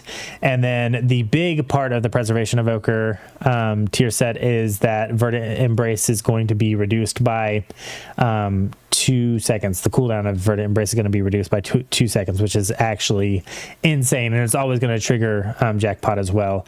Verdant Embrace is one of our biggest healing abilities again. So that's going to be huge. So with that out of the way, I kind of want to go over our hero talents. Chrono Warden is insane. It changes your Living Flame into Chrono Flame. This makes it a bronze and fire spell. So if you get interrupted on a Chrono Flame cast, you actually get locked out of 2 schools of magic. So that is the one downside of Chrono Warden, but everything else is a plus. The biggest thing is going to be this temporal burst. When you use tip the scales, you're going to get a 30% haste in movement speed and cooldown recovery buff that decays over 30 seconds. So at 30 seconds, it's 30% on all three of those things. And then when you're down to 5 seconds, it's only 5% haste, 5% speed, and 5% recovery. This is like one of the most insane. It makes your tip the scales just like an absolute insane cooldown to hit. And the thing you have to remember is like tip the scales is a 2-minute cooldown, but with this buff that goes off every time you use it, it's really more like 1.5 minutes. It changes your hover into warp, which is basically just like a blink. This is kind of cool because it will allow you to like move over things that maybe you wouldn't want to go through with regular hover, but it's really not that much different. Spirit, the other big thing of Chrono Warden is this over here. Spirit Bloom heals for an additional 30% over 8 seconds. It gives your Spirit Bloom a healing over time effect, and that is huge. The other part of Spirit Bloom is it also gives you 9% haste if you charge it up to 3 times, which is absolutely insane. The Threads of Fate, I mean, you can read it. It's not that insane of an ability. Temporality makes it so that your hover / warp ability gives you a damage reduction. I don't ever really think of my hover ability in that way. I don't ever think of it as a, you know, defensive cooldown, but it is one.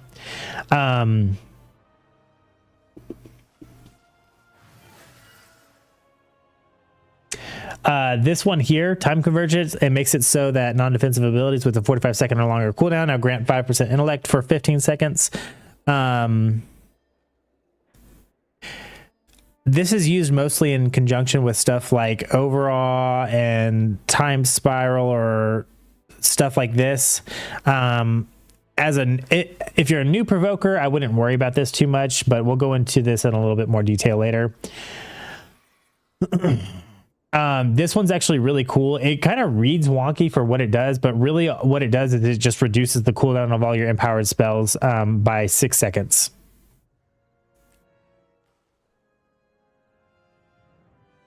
So your Spirit Bloom is on a shorter cooldown, your Fire Breath's on a shorter cooldown, and your Dream Breath is on a shorter cooldown. Golden Opportunity is just a buff to Echo, and then After Image makes it so that your empowered spells shoot out Chrono Flames depending on how hard you charge them, and again we'll go into this in more detail later. For our stat priority, I will always suggest that you look at a website like murloc.io and check out like the top preservation evokers to kind of see what they're doing. I like Murloc.io because it shows you a breakdown of like the top 50 evokers when you look at just the general specialization page. It's hard to say exactly what we're going to look for as preservation evokers because it's early on in the season. People are, you know, going to be getting their 4 sets over the next couple weeks. But my train of thought really is going to be that we're going to be looking for about 20 to 25% haste, and then we're going to want to put the rest in mastery, and that's with basically versatility on every point of gear. Now, once you get comfortable with Evoker, you can drop some of your versatility, and you can like straight up craft like haste mastery rings or necks. You can drop versatility on Provoker, but it's going to be dependent on what you see people in arenas doing to you. If you're getting attacked a lot, you're going to want that versatility. If you're not, haste and mastery will just be better. What our mastery does, we talked about this a little bit earlier, is it just does more healing to your allies if your health is higher than theirs. So very good. Haste, you just need haste. Provoker is a very high APM class, and you just need to be able to get your abilities out. Haste is super important, but like I said, you probably only want to get up to about 20 to 25%, and then start moving your other stats into mastery. Right now I'm at about 29.81% mastery or haste, which I think is actually insanely high. I didn't realize how high I was getting because I was still used to season 1 stats on gear and I was just going full haste. But I definitely want to move out of this range of haste in favor of mastery. As far as tier set, I would suggest putting tier in your head, shoulders, chest, and gloves. The statting on the legs is terrible.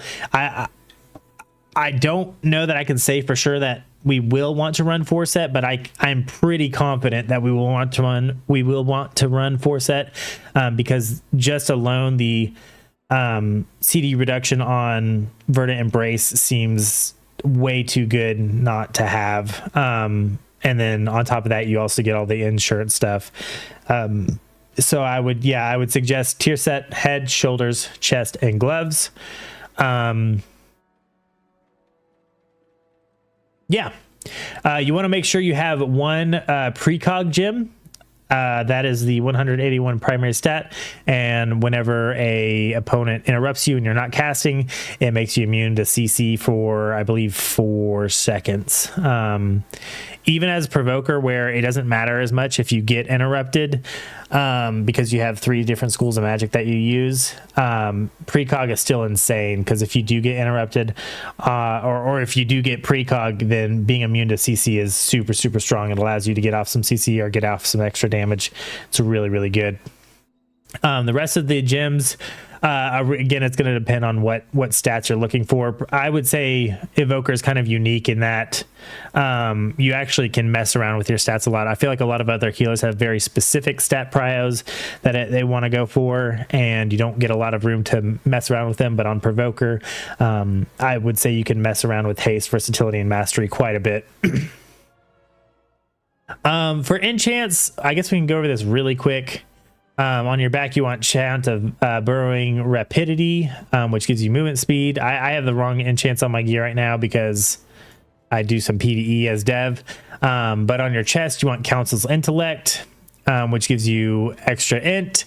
On your wrists, you want Devotion of Speed. That gives you 1,000 speed. On your legs, you want the Daybreak Spell Thread, which gives you more intellect and mana. On the feet, you want Scout's March, which gives you more movement speed. On rings, I think Curse Mastery is probably the best enchant because it gets rid of crit, which you just don't need or want as Provoker, and gives you Mastery, which is a good stat. But you could, put on Devotion of Versatility, Mastery, or Haste if you would prefer those. I think those are a little bit cheaper too. On your weapon, I think there's actually people who run all 3 of the weapon enchants, but for me, I would suggest Authority of Fiery Resolve, especially if you're newer to Preservation Evoker. Our biggest the next thing I want to talk about is Essence. We have abilities that use mana or essence or both. We actually only have 2 abilities that use essence. One's going to be Echo, and then the other is going to be Disintegrate. I'm going to talk about Disintegrate more in the damage section, but Echo, it costs 2 essence and is going to duplicate the next healing spell. And just as a general rule of thumb, you want to be using Echo before every healing spell. We'll go into it a little bit more detail here in a minute, but generally that's how you want to use Echo. So now we're going to kind of dive into the healing portion of Evoker. I'm going to go over every ability and then talk about the talents that enhance them, and then we'll go over a rotation here in just a minute. So Reversion is going to be kind of our most important spell. Let me hop into a follower dungeon so I can kind of show this off here. Give me just a minute here. I want to be a healer.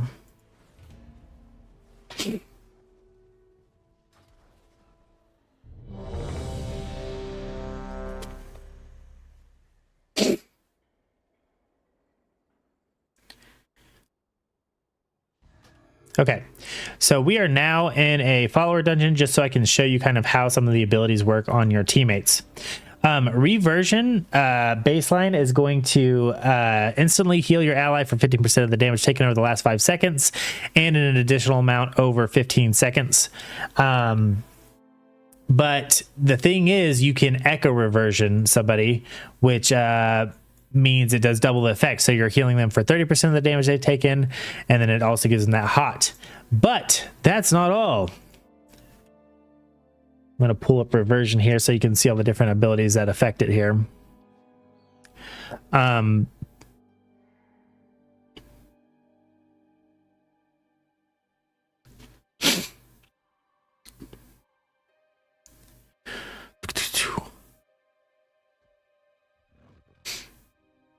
Okay, so the next thing I want to talk about is grace period, because when you have the reversion hot on somebody, your healing is increased by them by 10%.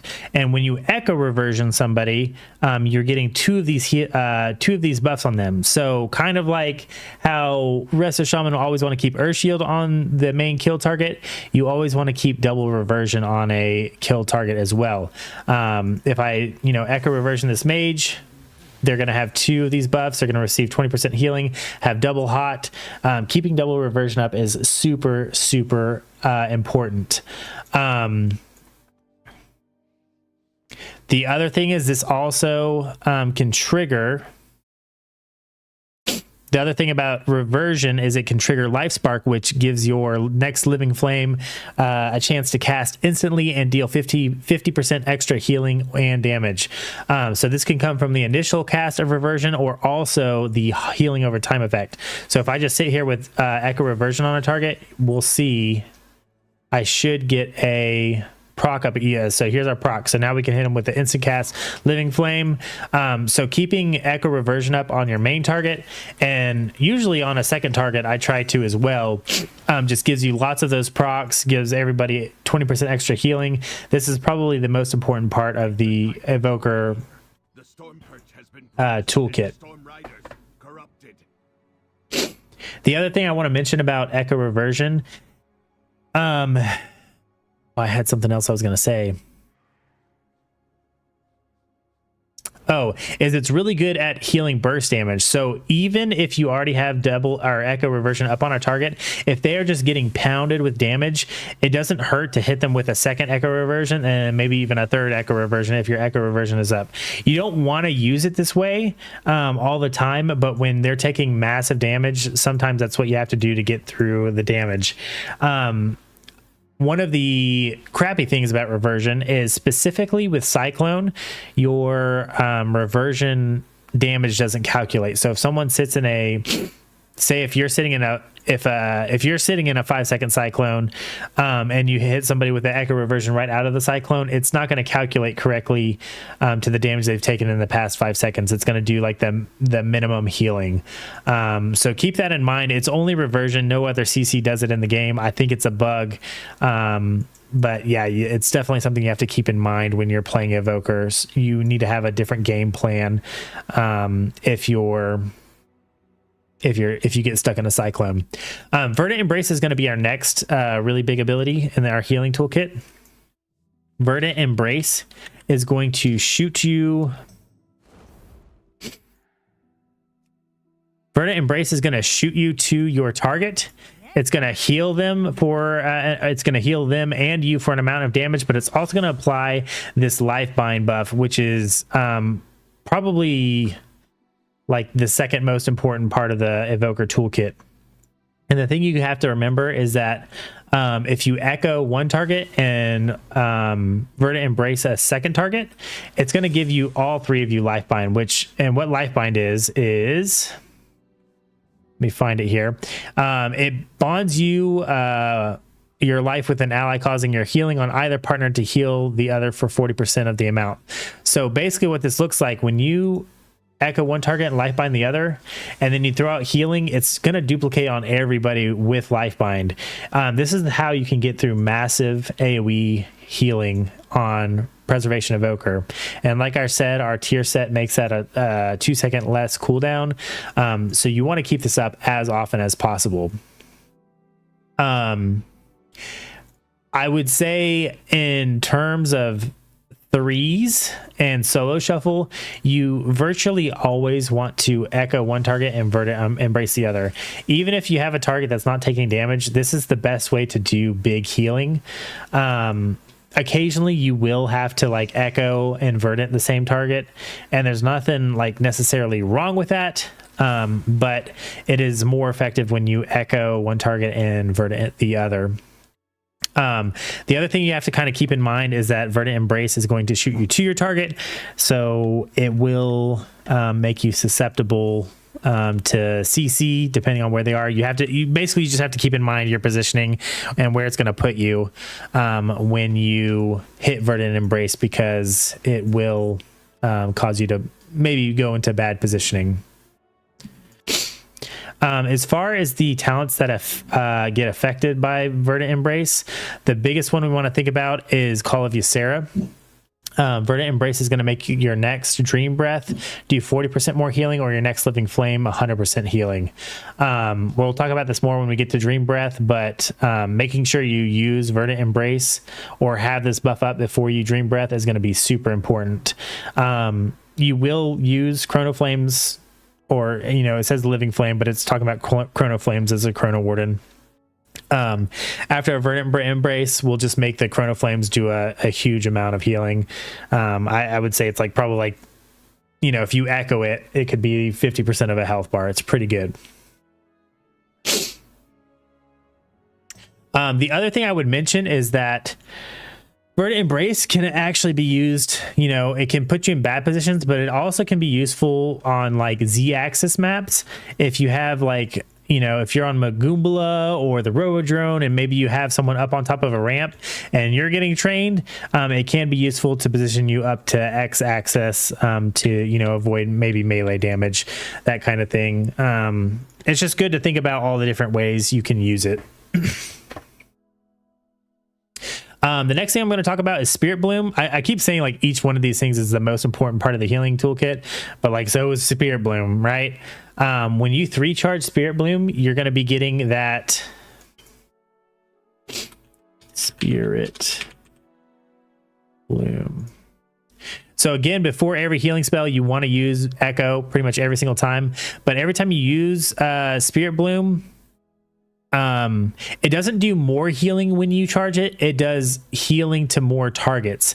So, as often as you can, you want to charge it for 3 hits, because what that's going to do is it's going to hit 3 partners. Now, if you've echoed one target and life binded, or if you've echoed one target and Verdant Embrace the other target, and then you echo and Spirit Bloom to 3, you're hitting all 3 targets with the initial Spirit Bloom, and that healing from the Spirit Bloom is going to duplicate on all your targets. So this is can be used as massive AoE heals, and then on top of that, you're getting the 30% additional healing over 8 seconds. That does not get duplicated by Echo. And then for every charge of Spirit Bloom, you're also getting 3% haste. So if you charge it 3 times, you're getting 9% haste for a short bit.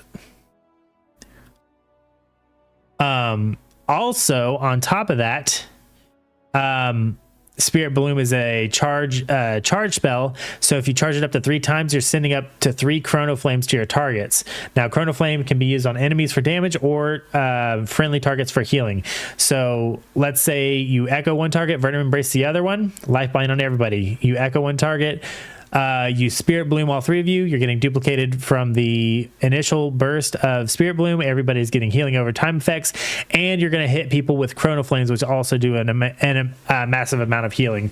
This is going to be your bread and butter. This is going to be your bread and butter as a Chrono Warden.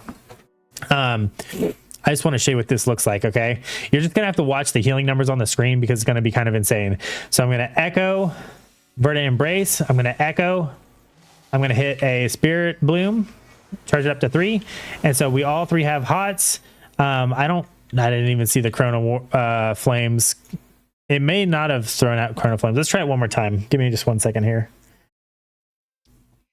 Okay, so we're going to echo one target. We're going to embrace the other.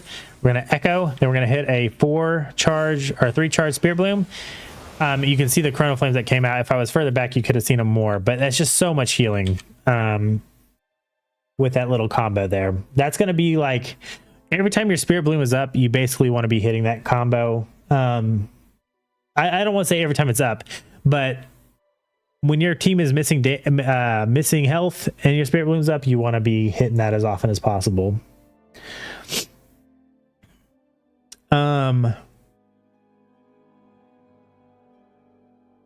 The thing I will mention is there's a talent that lets you charge up your empowered spells even further. There is no reason to charge up a Spirit Bloom past 3 charges because it's not going to do any more healing. It's just going to hit more targets. The only time that might be good is if you have like hunter pets on your team or something like that and you're trying to heal pets. But there's no reason to ever charge it more than 3 times in 3 shuffles or 2s.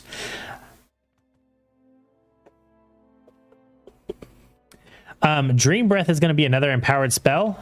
So this is going to do a set amount of healing, and depending on how long you charge it, it's going to do more healing up front versus over time.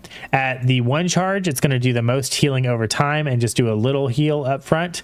At the maximum charge, it's going to do a lot of upfront healing and then put a very small hot on your targets. This will generally always be used as a single charge ability. Mostly what you're looking for out of Dream Breath is for it to be a maintenance heal that you just kind of keep up to take care of your targets when you're getting stuck in CC or, you know, just general maintenance healing.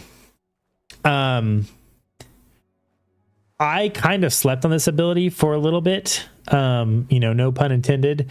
But it's actually really, really good to keep up on your target, especially with the Ysera's Embrace, or the Call of Ysera talent, which makes your Verdant Embrace do, or increase the healing of your next Dream Breath. Let me look up Dream Breath and make sure I'm not missing any talents that affect it. Okay, there is a talent down here, and we'll talk about this later, that you can go into, but you can increase it even more. But the way I kind of like to use Dream Breath is if I know I'm going to be getting in CC chains and stuff like that, I want to be keeping up double Verdant Embrace on who I think will be targeted. The way you kind of want to use Dream Breath is you want to make sure you have the Call of Ysera buff up from having Verdant Embrace, and then I would say you want to echo 1 to 2 targets before you let off a Dream Breath, so that you're getting, you know, huge healing on your targets for the full duration. So kind of the way I would use Dream Breath is I'm going to echo 1 target, Verdant Embrace the other, and then I'm going to echo 1 target, echo a second target, and then I'm going to use a Dream Breath. And that's just going to do massive AoE or hot healing to your targets. Your Dream Breath is always going to hit you, but there's nothing wrong with, you know, echoing yourself too to get that healing.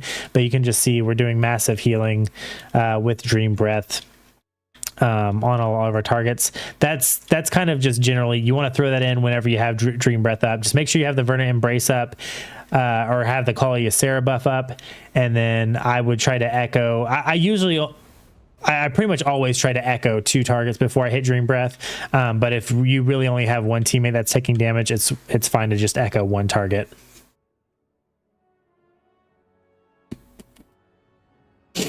Our last spell is going to be Chrono Flame. This does a decent amount of healing, but you won't ever really just be sitting there hard casting Chrono Flames. I think every other class, every other healing class in the game kind of has an ability that you do this with, where you can just spam the heal if you need to, but you really wouldn't ever want to be doing that as an evoker, because that's not really where your power comes from. If you're keeping double reversions up on 2 targets, you'll be getting instant cast Living Flame procs, and it is 100% fine to use your instant cast Living Flame procs to heal your targets. But even then, most of the time you're going to want to be using Chrono Flame as damage rather than healing. But you can see here I echo Chrono Flame, and it does a very good amount of damage, or very good amount of healing rather. Chrono Flame, I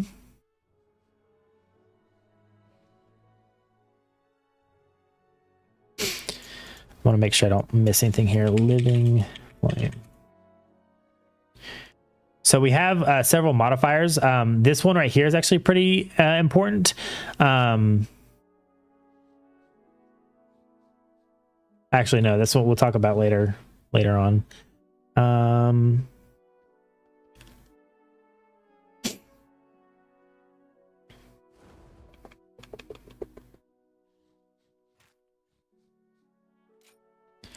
The other thing with Living Flame, you want to be using the instant cast procs as often as possible because your Living Flame has a 20% chance to make your next essence ability free. And that's actually something we kind of didn't mention earlier, but we should have mentioned Essence Burst when talking about our essence, power. Essence Burst is going to proc, making your next essence ability free. Again, that's either Echo or Disintegrate. So getting these Essence Bursts as often as possible is really good because it's just going to give you a lot more time to, either do damage or do more healing. Oh, we are actually going to talk about that next. So yeah, Living Flame, Reversion have a chance to trigger Essence Burst, making the next essence ability free. When you're using the Spark of Insight talent,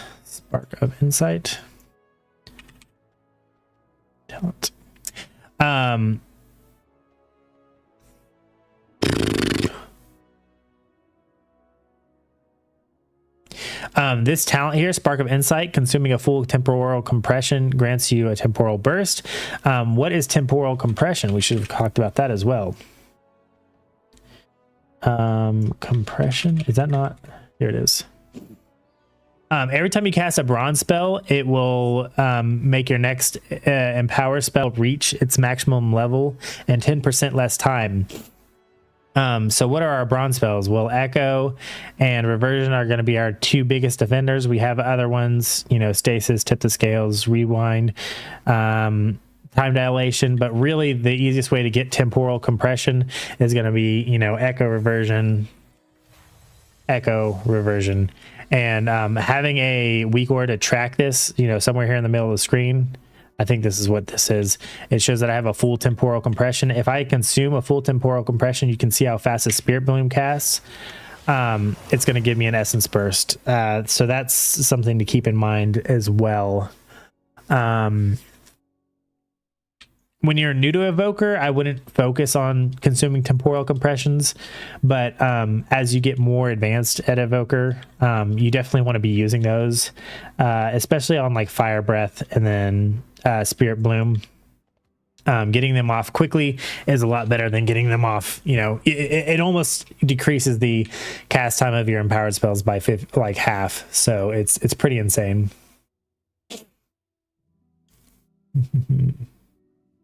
All right, so that kind of covers all of the healing cooldowns, or all of our healing spells.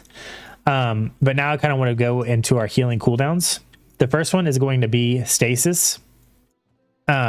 This is our most important and kind of, I don't want to say, this is just like our biggest cooldown.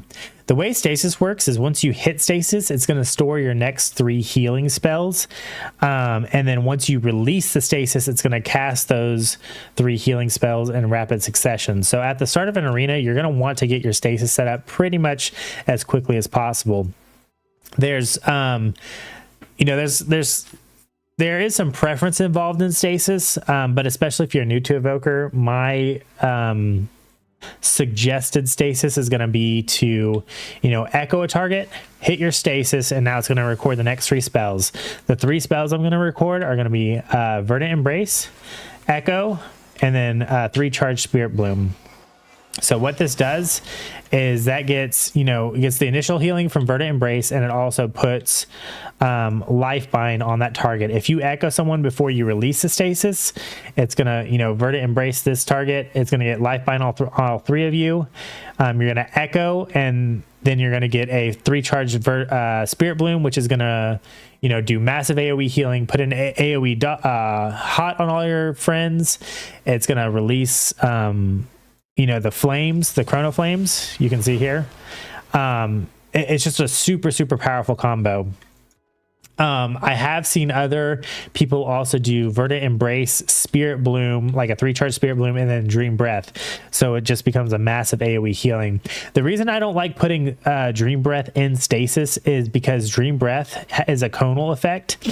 and there's a range on it. Spirit Bloom, if you release it from stasis, even if you're like super far from your team, I believe it still heals them. I may test that out in a minute. But the problem with Dream Breath is if you release that from a stasis and you're maybe you're in a blind and you're like going back and forth, because that's what blind does. It just makes you look a bunch of different ways. Like your Dream Breath could go off when you're facing away from your team, or maybe you're in a CC and your team's been dragged away from you, so it's not hitting. It becomes a lot less useful in those situations. But I do know some people who like that combo, and they release it instead of waiting to release their stasis when they're in CC. Maybe they're releasing it proactively when they know the Dream Breath will hit. So it's probably more up to preference, but as far as my preference and recommendation, I'm going to recommend your stasis is Verdant Embrace, Echo, and the 3-charge Spirit Bloom. Stasis can be released during any CC, and I will go over some macros later that will allow you to release it when you're in, even clone, stuns, whatever. It's one of the biggest things of that makes preservation viable. I know people have complained about our ability to do that because it's like a cancel or a macro, but I honestly, without that being a mechanic of Preservation Evoker, I don't see how it would be viable. And then stasis should just be kind of used basically at the start of the game, and then anytime it's off cooldown, you want to try to get your that combo in there. So if you see it coming up off a cooldown, you may be holding on to Spirit Bloom, for 5-10 seconds to make sure you can get it into your next stasis, especially in Shuffle. Like when you use it right off the bat, usually around that 1.5 minute, 2 minutes into the game, that's where you're really starting to feel the pressure again. So getting that next stasis setup is really important. Our next big healing cooldown is going to be Emerald Communion. This basically just does... So I think as a new provoker, you're going to think this does big AoE healing. And it can, but you have to use it correctly. If you just hit Emerald Communion, what it's going to do is it's going to heal you up to 100%. And then any of the overheal, after you hit 100%, any of the overhealing is going to go to your teammates. So if you hit this and you're at 50% and you're trying to heal your entire team, it's not going to heal your team until a couple ticks go off and you're at 100% health. The way to get this to do massive AoE healing is to Echo one target and Verdant Embrace the other. That way all three of you have life bind, and so any of the healing it's doing to you is also duplicating to your teammates, and it's also going to duplicate to you. It's going to get you to full health quicker, and then that overhealing is going to hit your teammates.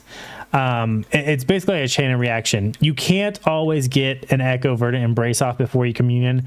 A lot of times it's like your oh shit button when you're stuck in CC that you can use it in.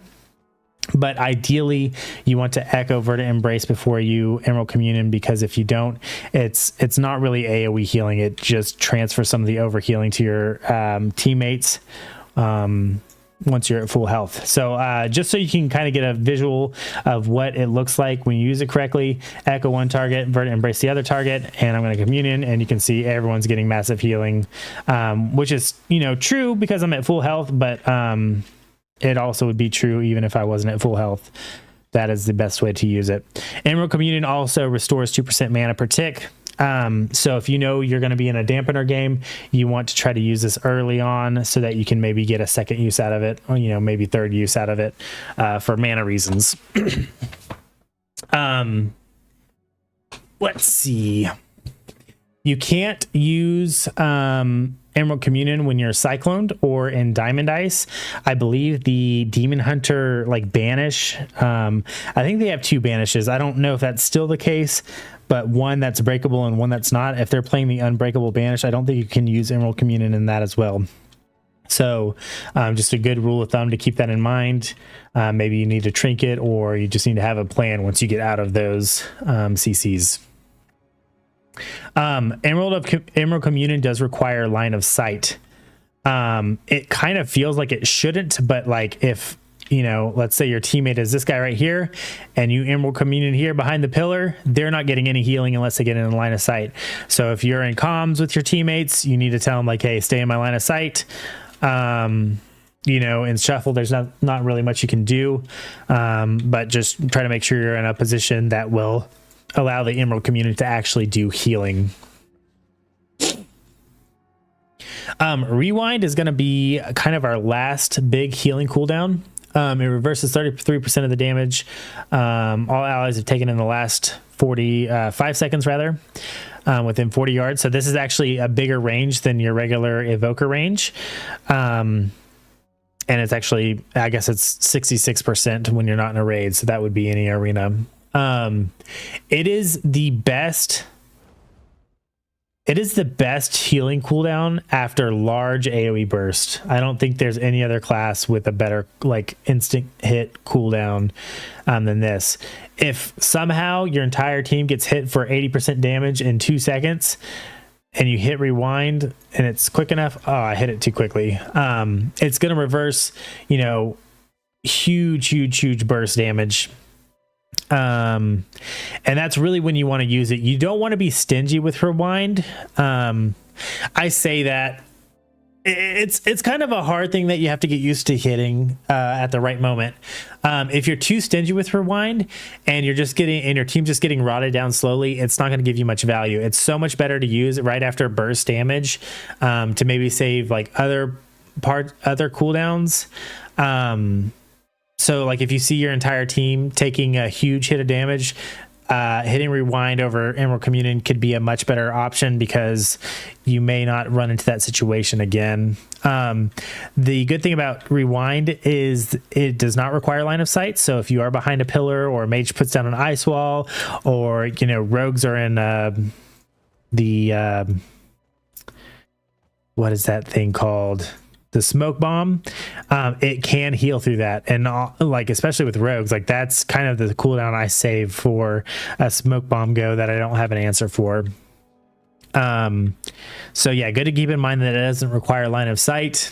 And the only other thing I'd like to mention about that is that it does not calculate damage correctly in cyclones again. So if you get cycloned and your teammates, you know, go from 100 to 20% damage and you come out of that cyclone and you hit rewind, it is not going to do any healing other than that base healing. I don't know if you were watching the NPCs here when I hit rewind, but it only did like 50k per tick as the baseline amount of healing, which is god awful. So do not use it coming directly out of a cyclone, or you're going to be a very sad dragon.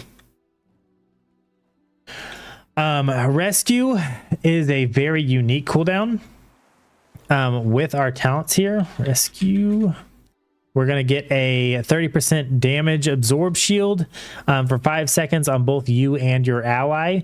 And the other part of rescue is you just get to reposition your ally. And it is really good. It's a really good cooldown because like honestly, this can be your best cooldown a lot of the time. Quite often, it is a better cooldown than rewind or Emerald Communion, because if you can just get your partner out of line of sight, then you can heal them up and you're not using that 3-minute cooldown, that 4-minute cooldown. I want to show you something here. I want to see if I can pull these NPCs over here. Okay, so we can see our little target right here. Rescue can move people somewhere where they are not in directly line of sight of. So like this dude's following me entirely too close. I wish he wouldn't, because I want to show you how this works. So like Captain Garrick here isn't in line of sight of this corner over here, but I am. So it's kind of hard to show you because I have an at cursor macro, but basically as long as you are in range of your target and in range of where you're wanting to go, you can pull them around. So like, let's say they're getting, you know, demolished by people over here, range DPS that are alongside this pillar. I can hit rescue, pull them over here, and then I have time to recover before the DPS that was on that side of the pillar has time to come around. So that's really how I use it. You have to remember that you get a shield on both of you, and the other thing is you can rescue while silenced, and now you can rescue while rooted. So it is actually an insane ability. The other cool thing about rescue is it's really good for Z-axis movement. I kind of wonder if we can test that. I don't want to wait 30 seconds, but like, again, I just like to use Magumbala or Robodrome as examples. You can pull your DPS from a lower level to an upper level. And that's one of my favorite ways to use rescue, because that buys you so much time when you're facing, you know, classes that don't have an answer to that. For the most part, you want to be using rescue before your other cooldowns. The only exception to that, I would say, is maybe if you know it's going to be a dampener, you might want to use Emerald Communion super early.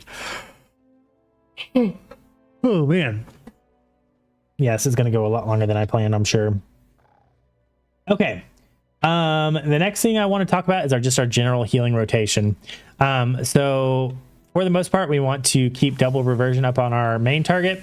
I would say you want to keep up double echo reversion on a second target, just so you can get the living flame procs.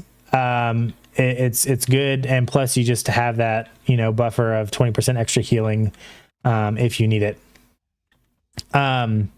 For Verdant Embrace, I want to echo one target and Verdant Embrace the other target, so I can keep life bind up on our targets. I want to be basically using Verdant Embrace on cooldown with an echo as often as possible. We want to be using Spirit Bloom whenever we have, I mean, as our basically just our main big heal that's not a cooldown. And you always want to echo before the Spirit Bloom. And if possible, you want to have the life bind buff up before it, but it doesn't hurt as long as you keep up, or as long as you echo before it, because you're going to get a hot. We do always want to recharge it as often as possible to make sure that we get that extra benefit from our after image talent. For Dream Breath, we want to make sure that we have the Ysera's Call buff up from using Verdant Embrace, and then we want to echo one target. I would say ideally try to echo two targets so that you can keep up double Dream Breath hots. Not only is it good for healing, it's good for dispel protection, that kind of thing. And just kind of remember that Dream Breath does require that you are facing your teammates. So yeah, you can't just use it willy-nilly without knowing where your teammates are, but use that pretty much on cooldown, and try to echo 1 to 2 targets before you use it.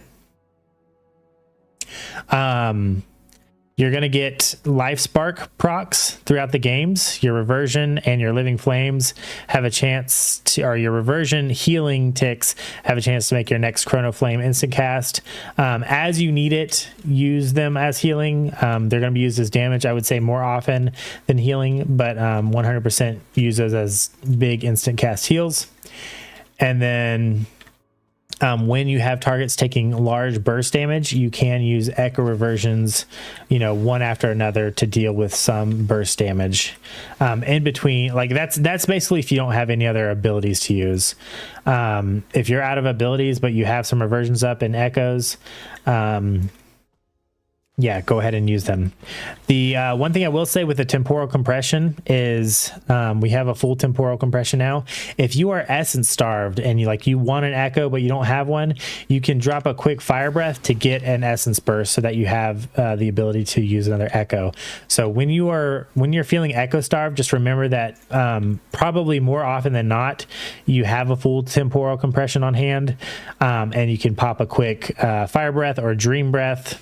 If you're wanting to get a big, spirit bloom off. Fire breath obviously is what you would want to use if you're really worried about healing. That way you can echo and, do a big spirit bloom or echo dream breath.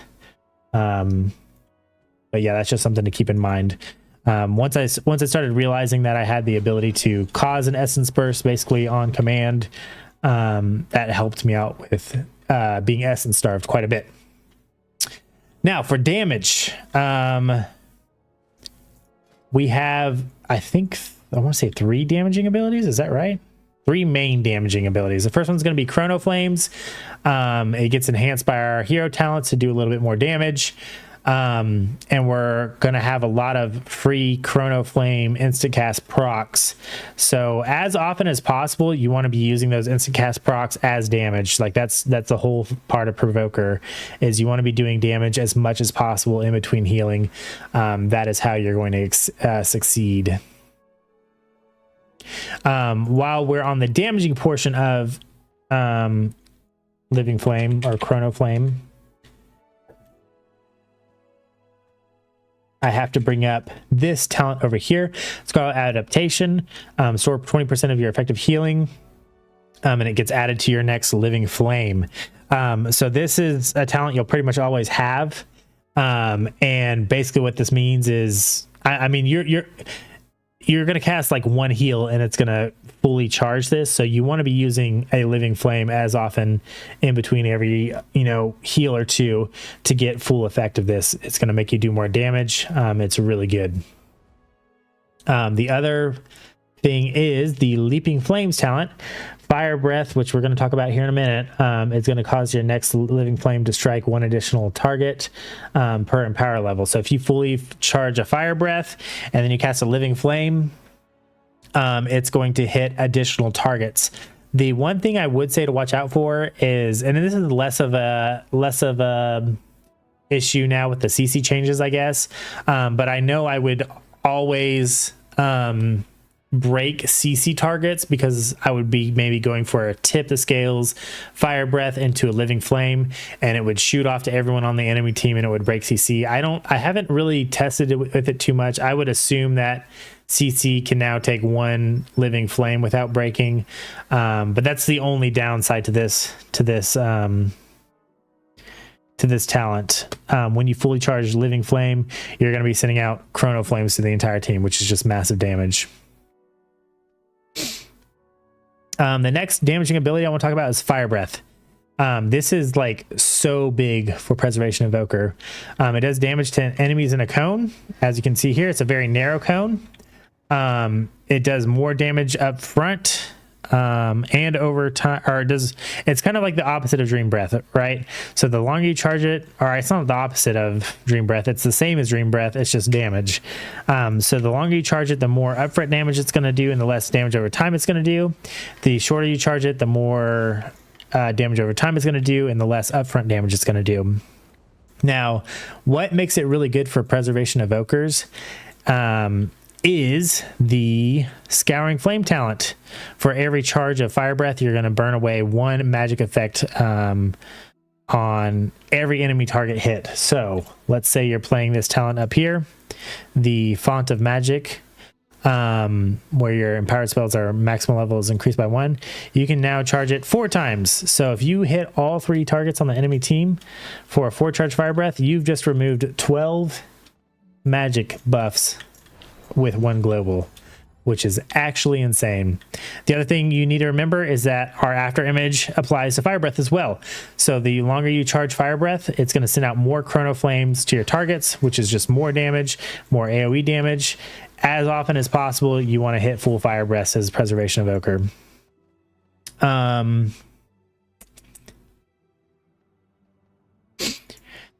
There is this talent here, Life Giver's Flame, that you may play sometimes, which makes it so that your Fire Breath heals allies, but in general, I think this is a more advanced talent that you would pretty much only take if you're trying to go for the Renewing Breath talents, which again, I don't know how much I could recommend these at this time. I only mentioned that because we're talking about Fire Breath, and there may be like melee cleaves or something like that, or maybe, demo locks, BM hunters, where you're just getting massive healing from doing cleave damage. But if you take this talent, you need to be using Fire Breath on cooldown, or you're not getting value out of it. And yeah, that's really it. Make sure you fully charge Fire Breath pretty much anytime you can to get the benefits from your talent tree. And Scouring Flame is a PvP talent that you'll be running a lot, but we'll talk about that more in a minute. Deep Breath is another damaging ability. I'm just going to mention it here. I would say it's used more for its utility than damage. With the talent down here, Terror of the Skies, you're going to stun every target that you hit for 3 seconds. The other portion of Deep Breath is it makes you CC immune while you're in the Deep Breath, and I would say a very good portion of the time you want to use Deep Breath in this way as a way to avoid CC rather than just the damage of the stun. It's obviously very good if you can, you know, stun 3 people and, you know, maybe you've got a Tip the Scales Fire Breath and your team's got to go, but it's very good way to avoid CC when you know it's coming and you don't have another answer for it. Deep Breath, you do not want to use at maximum range. This is a 50-yard spell, so it could go like all the way over here. You don't ever really want to use it that way, because that entire time that you're in the Deep Breath, you're not casting spells, whether they're damage or healing. So I'm trying to think of a good way you could use it that way, and you just don't. You honestly want to like get right up on your targets and then a Deep Breath for the minimum range, to get the damage out, to get the stuns out. Deep breathing at max range is very, very, very, very bad. I'm just going to show you guys how far it can go, and we can count how many globals you might be able to get in. So 1, 2, 3, 4. Like, you're missing 4 globals if you do a max range Deep Breath. It's just not good. You want to be doing, I wish I could use it again really quick, but basically I just want to go from here to here to get the, you know, maybe the stun effect or the damage of the Deep Breath as often as possible. That was one thing. I had a VOD review done by a rank 1 Sleepyhead, and he mentioned that, and after I switched to doing short deep breaths, like, my entire life changed. Our last damaging ability is going to be Disintegrate. This uses essence, so you have to be very careful on using this, because it is also what you use for healing. It's what you use for echoes. So use Disintegrate as often as possible, but only with essence bursts, because it's too expensive to just use your actual essence on. It does a lot of damage. It slows the target, and with this talent over here, I'm going to pull up Disintegrate. I'm trying to think if there's another one. Okay. Yeah, so with this talent over here, Energy Loop, which you actually will be using quite a bit, you're going to be doing more damage and regenning mana. So as often as you can, you want to use Disintegrate, but you only want to use it on Essence Burst, and it also requires that your team be up. But as a Preservation Evoker, you're very tempo, very aggression based. So when you're doing more damage, you're applying more pressure to the team, making them play more defensively, which in turn is giving you the ability to be more aggressive because you're not having to do more healing. It's a very I mean, tempo is just the only way to say it. If you fall behind and you're having to cast healing and you're not casting damage, then you're kind of not playing Provoker correctly, and sometimes that just happens, right? But as often as possible, you want to be aggressive. So when you see those essence bursts, you need to be thinking to yourself, can I use it? Can I use this on a Disintegrate?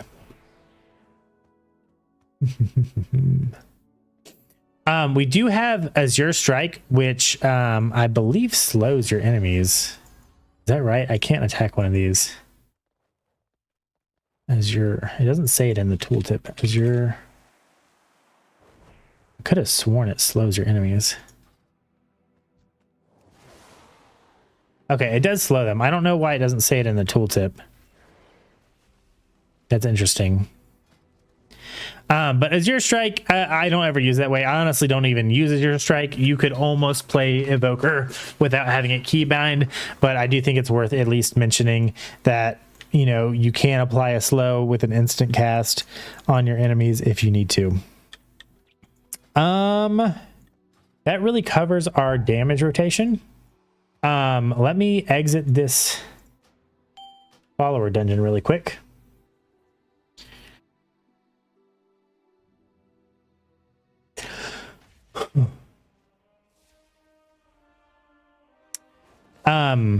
Yeah, so I'm going to keep Echo reversion up on myself, you can see I have an essence burst here, and really our damage is going to be casting, you know, fire breath on cooldown, casting chrono flames as often as possible, disintegrates with our essence bursts, and whenever we have the instant cast living flames, using them as damage is really good. I'm not getting any right now, but realistically that's just what it is. You want to be casting instant cast living chrono flames. If your team is far ahead, you're not having to do any healing, you don't have essence burst, and you have living fire breath on cooldown, you can cast actual casted chrono flames just over and over. I do it all the time, but you just have to be careful, because if you get interrupted on it, you're getting locked out of 2 schools. That being said, if you're so far ahead that you're not having to heal, and they're playing so defensively, you're adding more pressure. They're most likely not going to be trying to interrupt you, because they probably got more important things to do, like stopping your DPS. Yeah, so just use fire breath on cooldown, max rank, disintegrate with essence bursts, and cast chrono flames in between healing spells as much as possible, especially with the instant casts. All right, now to go over Preservation Evoker's utility spells. Tip the Scales is going to be our biggest cooldown. Like I said, from our Chrono Warden tree, it's going to give us a huge haste, movement speed, and CD reduction buff when we use it. This is going to make your next empowered spell be instant cast. Do not ever use Tip the Scales on Dream Breath. There's 0 situations where that is a good play. Typically, you're going to be using Tip the Scales on Fire Breath. Occasionally, you might be using it on Spirit Bloom, but Tip the Scales, Fire Breath, especially when you're playing the Scouring Flame talent, is going to be pretty much the best way to use it, because that's going to give you an instant cast, huge damage buff that shoots out chrono flames, that also dispels every target hit, you know, between 1 and 4 times. Tip the Scales, that's how you kind of want to use it. I would say that most, like, you kind of want to get this up early in the game. I don't want to say this should be your first global, but like basically as soon as your team is engaged is when I try to use it. You know, as you get more advanced, higher up in rating, you might want to be saving it for very specific situations. But the thing is, if you're holding it too long, like let's say you save it for a minute, then you've already wasted a good portion of this cooldown reduction that you could have gotten to getting it up again. You do want to use this fairly early, and then pretty much every time it's off cooldown.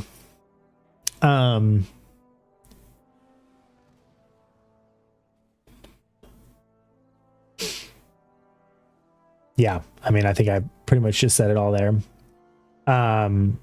Most often use it on Fire Breath, but obviously you can get a full cast Spirit Bloom off, which isn't bad either. Sleepwalk is our main casted CC. This is actually another change that I forgot to mention earlier in the video, but Sleepwalk no longer has a cooldown, so you can just spam cast it. So that's kind of unique to this season. We did used to have a PvP talent, but you wouldn't really run it very often. But now that we have it off a cooldown, you basically want to be casting Sleepwalk fairly regularly on targets that are not DR'd, right?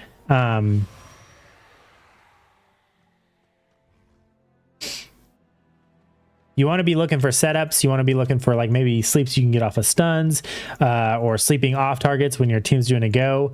It's really good for us to have. It's honestly hard to get used to when you're not used to having a spammable CC like that.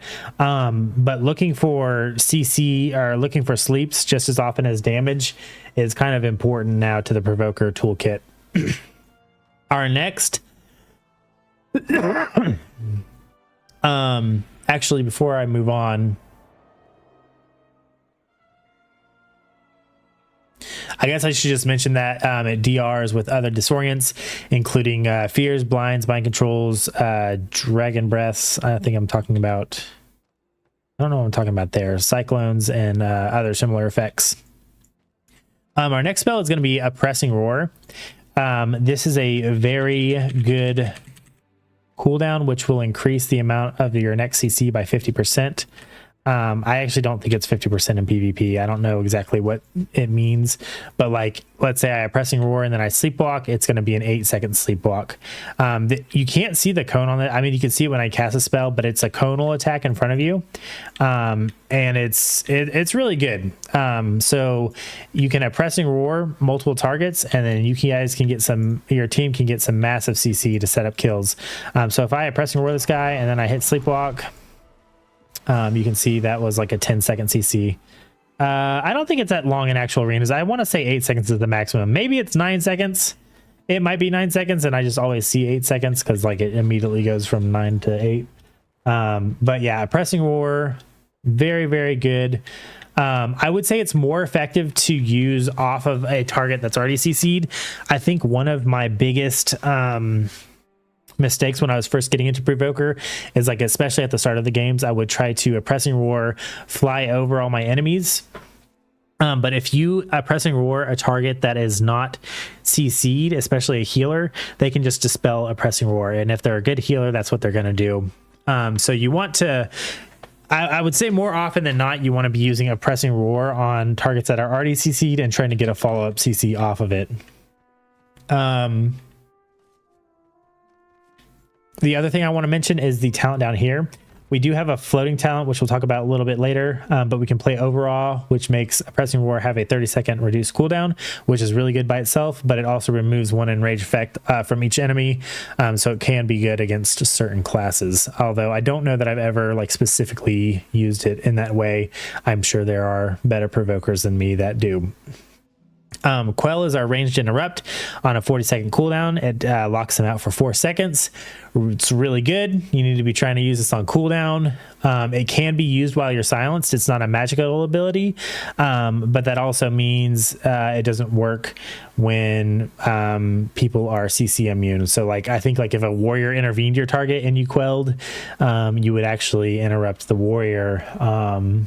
Or like it doesn't work through BOP, you know, where some other interrupts might.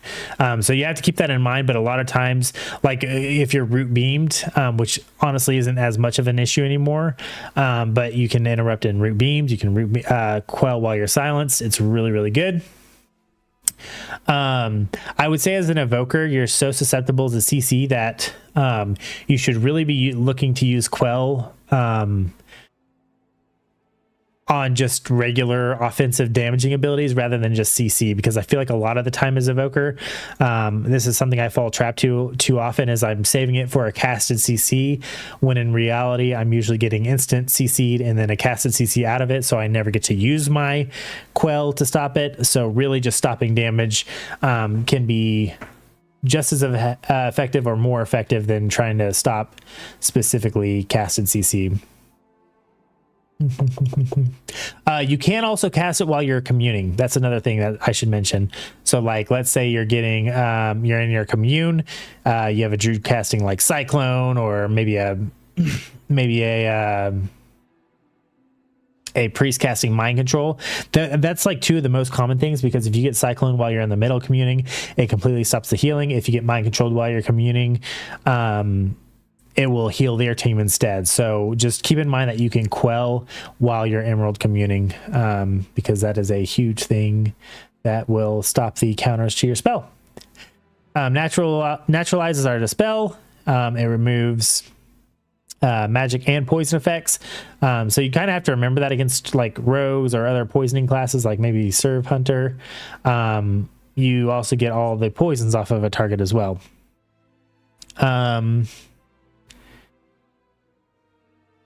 You need to be trying to use it on the highest priority dispels. It's kind of hard to tell you exactly what that is. But you know, you don't want to like, I don't know. I'm too fried right now to like think of bad situations to use it. I know often like thanks, Castastic. I know sometimes I'll use it. I'll like use a dispel on, you know, some like damaging ability maybe, and then a casted CC go out and I can't do anything about it. Or, you know, like Boomies have that magic thing that dispels a disarm. Sometimes I'll use it on that, and then, you know, some other like a root will come up. I don't know.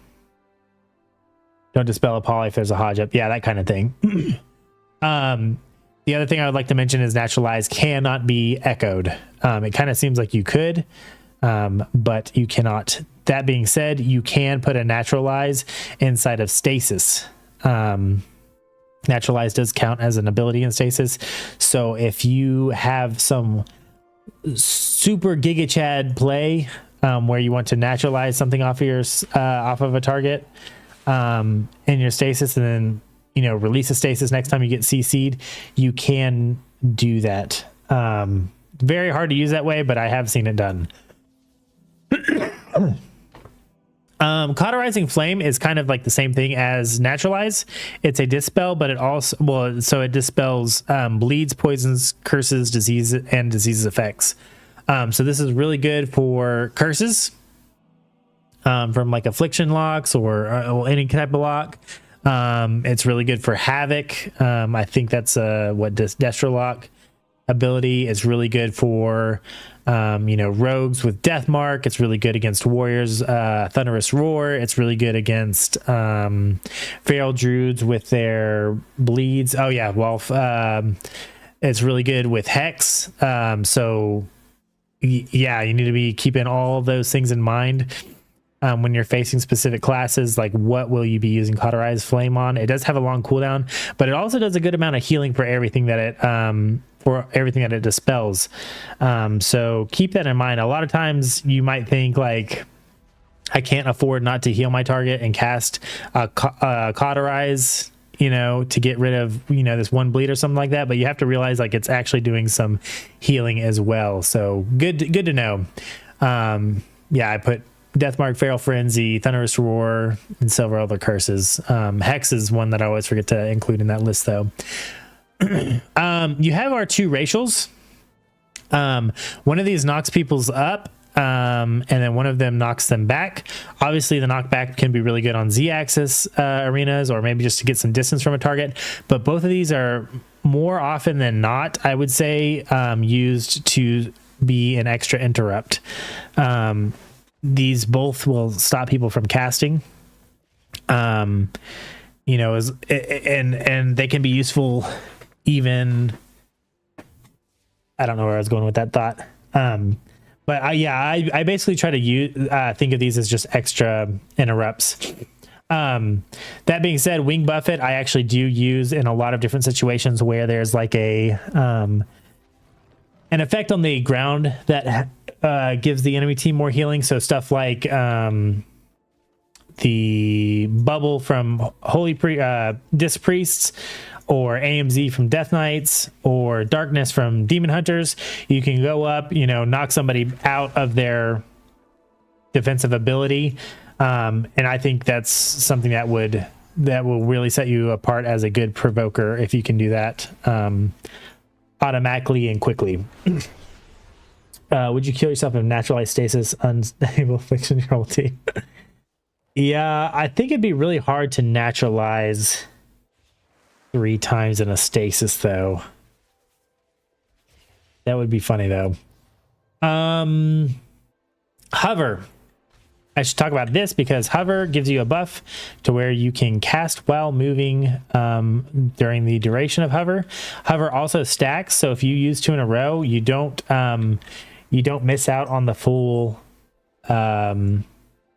benefit of Hover. You do need to keep that in mind, like when you might need to be casting while moving, and be careful not to just cast Hover randomly. I still struggle with this sometimes, as I'll just like be, in super aggro mode casting Hover, just willy-nilly, and then get to a point where I actually need a Hover charge and I can't use it. We have a lot of things that modify our Hover. One of the big ones is our PvP talent, Unburdened Flight.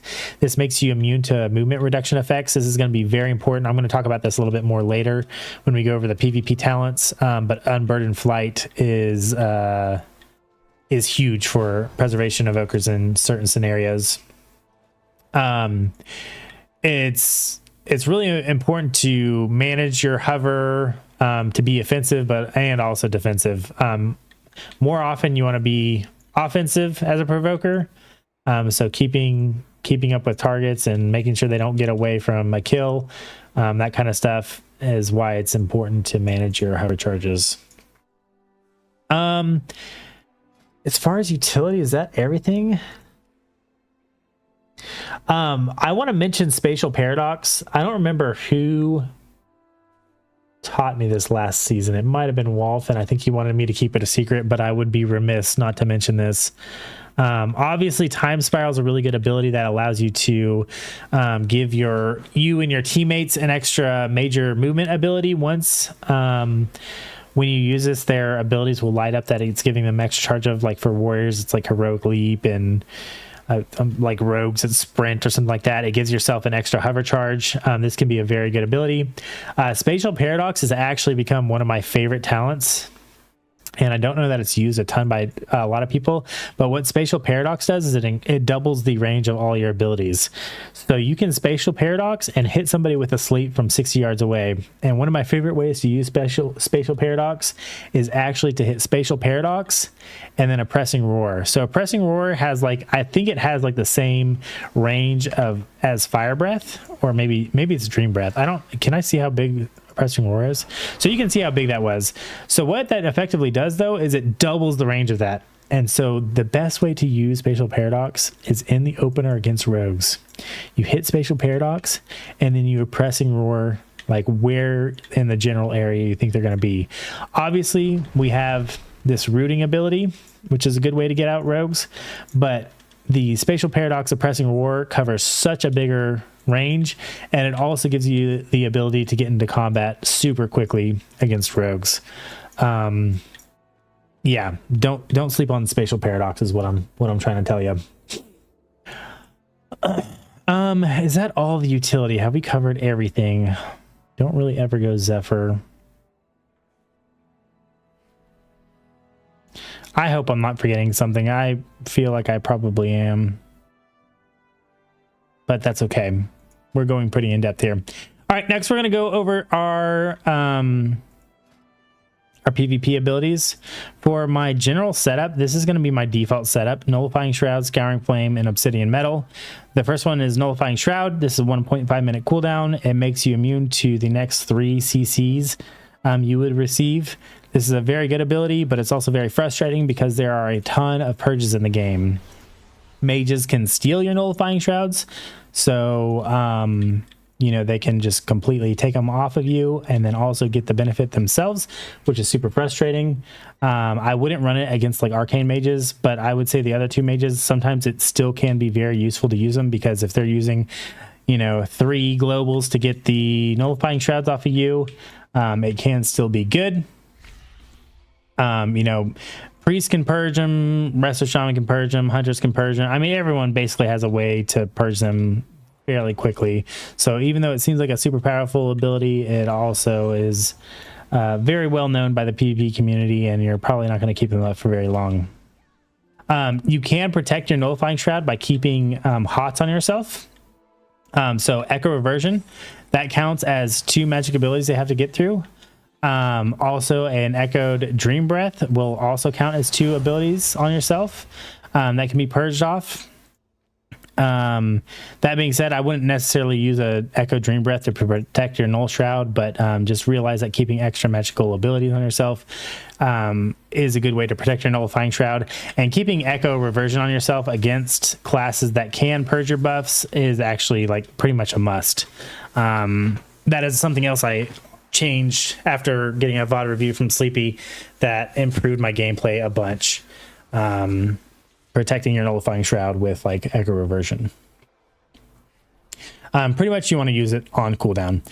Obsidian Metal prevents you from, or it makes you immune to interrupt, silence, and pushback effects while you have Obsidian Scales up.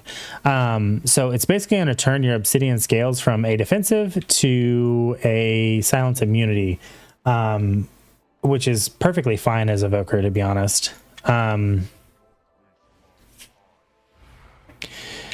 Basically, I mean, you basically just use this to be offensive against casters without the worry of being silenced, or maybe if you're getting a stasis set up and you need to make sure that you get your abilities out, using this can be really good. It's really good to get into classes like Death Knights or Shadow Priests who can blanket silence you. So using it when you know they have their silence up and you're struggling to keep healing up. I pretty much always use Obsidian Scales this way. Yeah, it's just really good.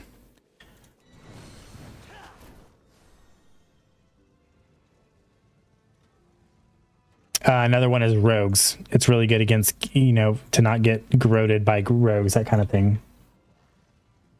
Scouring Flame, we talked about this a little bit earlier, but it makes it so that your fire breath purges 1 magical benefit per empower level. It's very, very effective against classes like, Resto Shaman, other preservation evokers, I'm blanking, but it gets off Altered Time. It's really good against Restoration Druids. I don't know why I'm not remembering that. But you get off 4 hots, if you get a fully charged Flame Breath. Power Infusion, another really good buff to get off. It's not as necessary as it might seem, especially if you have other Dispels on your team, but it is one I would highly suggest. Especially to newer evokers who are maybe trying to decide which one to take. It feels really good a lot of the time. Dream Projection. I actually haven't seen anyone run Dream Projection in a good amount of time. Dream Projection does a decent AoE healing afterwards, and it dispels people with magical effects. Basically what it does is when you hit it, you float around in a ghostly form, and then you can hit it again to let go, and it does a healing over time effect to everybody that you hit and dispels them. It is a way you can dispel yourself of magic damage, or of like a polymorph. Like if you use that ability, someone polymorphed and you released it, it would get you out of that polymorph. But it's really hard to use that way because people would just interrupt you too, right? I feel like this isn't as good as it used to be, and I couldn't really tell you why. I feel like the healing isn't as high as it used to be, but it can be good against classes like Elemental Shamans, or people with a lot of dots that you're not worried about the dispel effect on. You have to be careful using it against stuff like affliction locks, because like let's say you use Dream Projection, you release it on your entire team and you dispel everybody of a unstable affliction. That's gonna suck. You're probably gonna die. I've killed myself several times using Dream Projection that way. And from what I've heard, affliction lock is getting like scarier this season. I don't know. I haven't used this ability in a while, but it's not something to forget about, because there is a potential where there's a meta in the future that it is useful. I just don't think it's very useful in the current meta. Shadow Priest could be another one that it's good against. Dispelling, a row of buffs might be worth going into a, 2-3 second CC, like the mini fear that the Shadow Priest provide, or the damage that happens when you dispel Ellie Shaman's stuff. Time Stop is a advanced PvP talent to use. It kind of looks like it's like an immunity that you would use like a bubble, but it's not really that. I think Time Stop in most cases is used to keep yourself from getting CC'd. So you see a mage casting polymorph, you don't have interrupt, and your entire team can't shut it down. You can hit yourself in a time stop before the polymorph goes off, and then you come directly out of it just to continue playing. That's most often how I see it used. I use polymorph as an example, but it's good in all kinds of scenarios. Jungle, for example, like you see that the hunter has their stun trap up, you see the pet running at you, you can potentially time stop the pet stun and shut down their go. It's a very high skill cap ability. I'm not good at using it, but that is how you would use it. I would generally use it as an ability on targeting yourself. You don't very often use it as a time stop on your teammates, because you can't heal them while they're in it. The only time that would be good is if you use it right at the start of an enemy's burst, and then they don't switch their burst off at all. It's hard to explain like kind of why it isn't good, but hopefully that's a good enough explanation.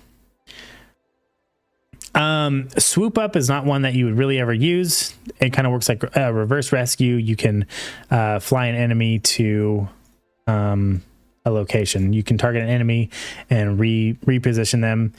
This could be very, very specifically good with certain comps. Maybe some like what comes to mind is like maybe Draco Cleave, where you could pull an enemy healer away from their team or something like that. But I legitimately have never seen it played. Dreamwalker's Embrace, really good into melee cleaves. This is going to tether you to your ally. Anyone who passes through the beam is going to take damage. That damage is going to transfer into leech healing for you and the person you're tethered to. And it's going to give both of you a movement speed increase. When I like to use Dreamwalker's Embrace is I like to use it instead of Obsidian Metal when the enemy team is not going to have a bunch of ranged kicks. So stuff like Ret Warrior or Ret Warrior and Ret Warrior. No, I'm just kidding. But kind of, I'm not kidding. Yeah, really just stuff without ranged kicks. But like even Turbo can be hard to use this on because the Enhanced Shaman's got a ranged kick. It can be very good though. Dreamwalker's Embrace. Is that a thing anymore? No, that's the one that we got rid of. Need to delete that one. Oh no, that's the one I just talked about. Sorry, I'm dumb. Chrono Loop. I haven't ever used this as a preservation evoker, but I've seen Devastation evokers use this in a successful way. This stops an enemy or traps them in a time loop, and you can release this ability at any time to return them to the health they were at when you cast this ability, but it cannot bring them below 20% health. So it's pretty good if you get a target low, but you know they're not going to get the kill. You can use it on them. Their enemy team uses all their cooldowns to top them off, and then you return them to 20% health. It can be pretty good, but it's very hard to use. I'd say especially as a healer. Yeah. Dreamcatcher is the one that we lost, so I think we talked about everything. Divide and Conquer is one I've never seen a Provoker play. It puts up walls on the side of your Deep Breath that LOSs both you and the enemy team.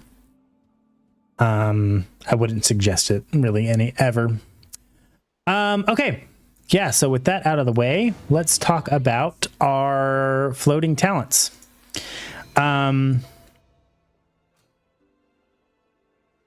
So I gave you the basic build earlier, but realistically, this is more what my...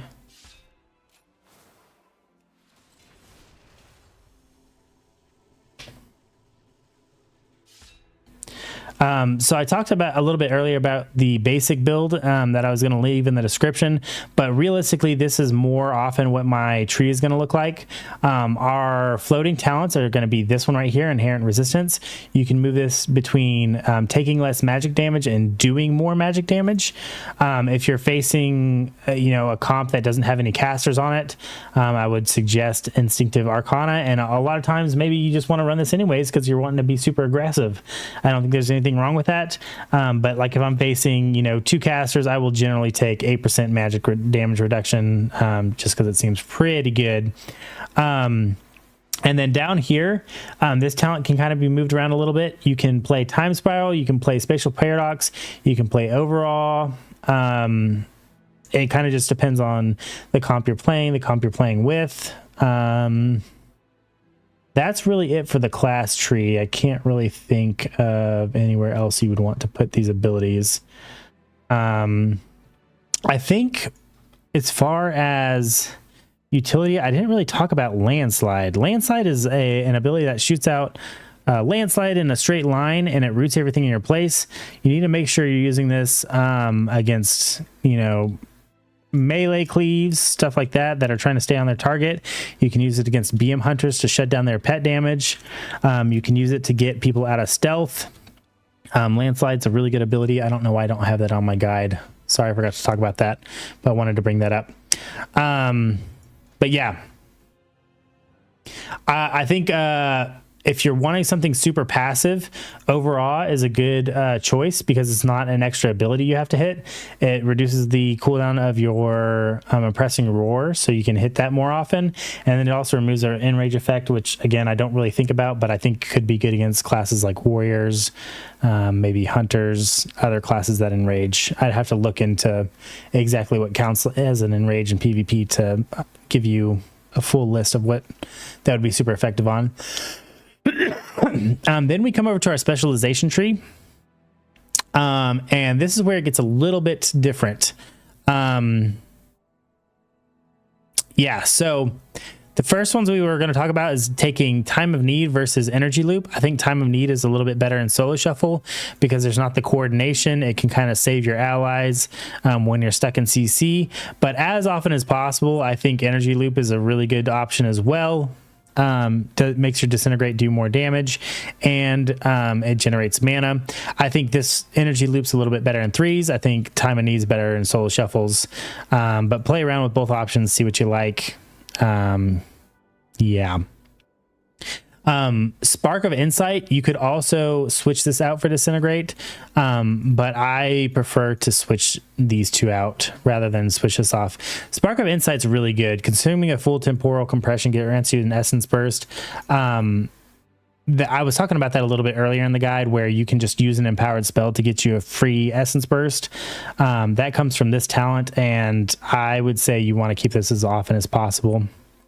That being said, with the buffs to Renewing Breath, I know some people are trading out these two talents for the Life Giver's Flame, which heals people for your Fire Breath damage, to get more Renewing Breath healing. And then they're even trading out sometimes extra abilities further up in the tree, maybe Flow State to put... No, not Flow State. I don't know where they're taking it from.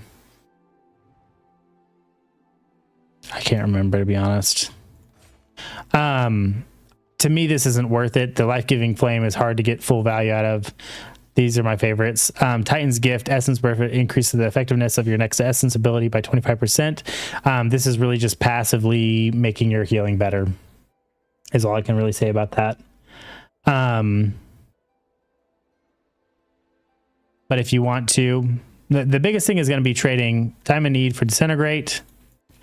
You can trade more stuff up here into Flow State. Oh, I think maybe, is that where people... No, that's not where they're trading from. This Flow State actually is pretty good. Empower spells to cause time to flow. I feel like I used to trade abilities up into that one, but I don't remember where I was trading it from. Maybe Spark of Insight to Flow State. But I think generally this is the best build right here.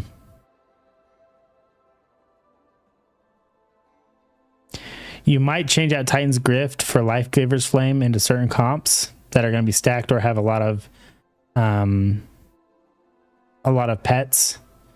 But yeah, even then, I feel like Titan's Gift, especially just if we're talking about noob friendly, this is going to be the best way to go. Font of Magic versus Flow State. Where's Font of Magic?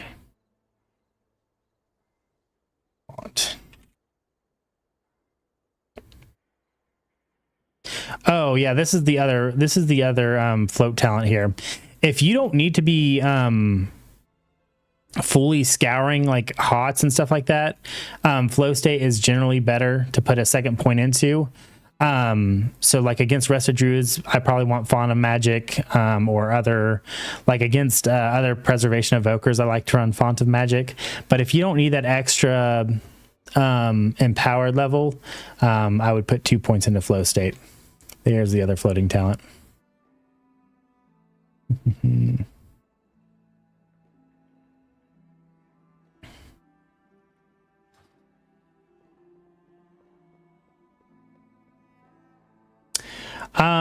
Now for trinket usage, I wanted to discuss this a little bit. We talked a little bit earlier how Cyclone kind of shuts down several of our abilities. So Cyclone is like when you have a Druid on the enemy team, you kind of need to think about how you want to use your trinket. Do you want to use it immediately into a full cyclone, so that way your reversion and rewind aren't messed up. Or if you're not going to use it that way, you need to be thinking about how you're going to deal with the damage that is done while you're in that CC. I would say more often than not, you want to trinket early because you have 2 other big cooldowns that you can use, or like trinket as your first save. The only exception to that would be when you think the game's going to go into dampener, you might want to Emerald Communion, then trinket, and then think of what your next save is going to be. Really, stasis is going to be your first save, though. You'll be able to stasis out of any CC for the first go. Rescue is one of the best options out of trinket. If someone's getting trained here and you have rescue up, you can trinket rescue them around the corner and recover there. Gives them a shield and gives you time to recover. The other good option is going to be trinket rewind, and that's only going to be if it's not a cyclone. If you get stuck in a 5-second kidney and your team takes massive damage and you're at 3 seconds and they're not going to live, you can trinket rewind, and that's going to give everyone back to full. And it doesn't require line of sight, and it has a huge range, so rewind is really good. Communion, you don't ever want to trinket communion. Trinket communion is terrible because for the most part you can communion in every CC other than Diamond Ice, Banish, and Cyclone. You want to save communion for use when you're in a CC that you can use it in. As far as the best comps for preservation evokers, this is mostly me talking with other high-level prevokers. The one that is suggested the most is Rogue Boomkin. That always seems like a really good one. Rogue Devastation Evoker, really rogue anything with Preservation Evoker is really good because it allows you to be so much more aggressive with your damage. Yeah, Rogue is pretty freaking good. I really like running melee cleaves. Ret Warrior has been one that I've really enjoyed. Turbo, that kind of stuff. Because you just get to be in with your DPS. You're not having to worry about line of sight or range issues. And then you also have the ability to just do lots of damage with those type of comps. And then I think Warrior caster comps are also usually really good. Like Warrior Priest is one that I played a lot, but I'm sure there are several others. Some of the worst comps, I hate healing Warlocks and I hate healing Mages, and I think most Preservation Evokers agree. Warlocks, it's nothing against them, but it's just their whole defensive kit is kiting between their gates and their ports and stuff like that, getting out of line of sight and just letting their dots do damage, that kind of thing. And it just doesn't play well with the Preservation Evoker toolkit, where you have a 25-yard range and you're constantly verdining, embracing to them. You embrace to a Warlock and they take a gate 40 yards away, and then you're running and you don't have your verdant embrace to get to them, and it's just an absolute nightmare. Mages just seem like they're hard to heal. Like the Preservation toolkit doesn't work well with them because it's hard to keep them up. I don't know. I guess it's like the altar and the squishiness, and it's kind of the same thing. They're constantly moving and trying to kite super far away. And it just becomes an issue with the range for Provoker. Double caster comps in general, I would say, are harder for provokers to cast. But if you're playing coordinated threes, in comms with your teammates, you can definitely still make them work. And I've even seen some people put Preservation as like the best healer or a really good healer with like shadow play. It doesn't make sense to me, but it's not to say they won't work. For macros,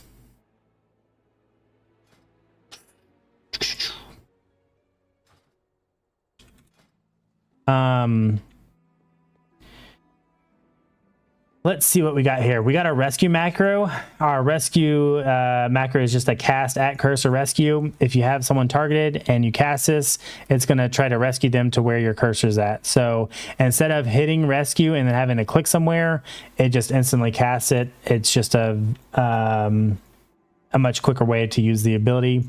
I would highly suggest that. Deep breath is the same thing. At cursor deep breath, I don't have to hit the ability and then click where I want to go. I can just hit the ability and I'm off. This is especially good for when you're trying to use it to avoid CC, because that extra click may take you too much time to actually get it off. The only thing I will say with this is, like, deep breath can sometimes be wonky to get off because of different line of sight issues, especially with ramps and stuff like that. But I would say overall, deep breath at cursor macro is much better than using it without. Landside, same thing. Just at cursor landside macro. All of these are going to be down in the description and in my written guide, which you can click in the description as well. At target macros, I think this is the only way to do damage as Evoker. There's probably going to be people who disagree with me, but for example, my Disintegrate, I have an at target macro. What this does is, if I'm targeting a teammate and they're targeting an enemy, it's going to cast Disintegrate on their target. So I don't have to switch over to the enemy target to cast a Disintegrate. I can keep my friendly target that I'm healing targeted and I do damage to their target without having to switch targets. I have that same thing for Living Flame, where it casts on the target of my target. So I can just target my teammate and cast Living Flame on their target.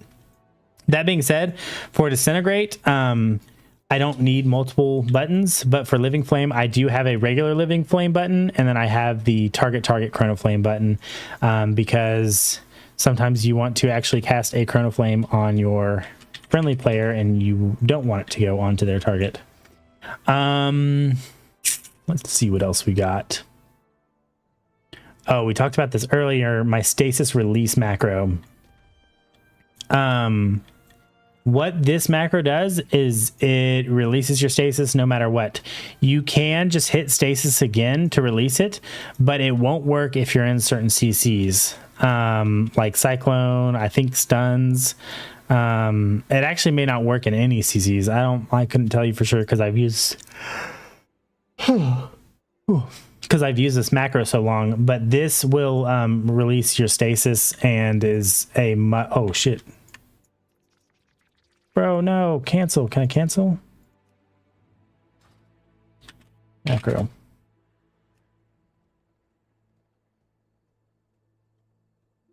Bro, I just deleted my macro.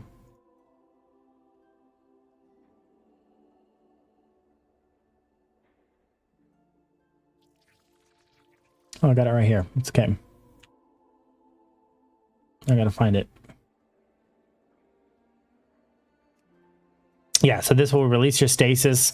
No matter where you are, you can use it while you're in deep breath too. You cannot play Preservation Evoker without this macro. This is absolutely must have. I do have Arena 1, 2, 3 macros for Sleepwalk.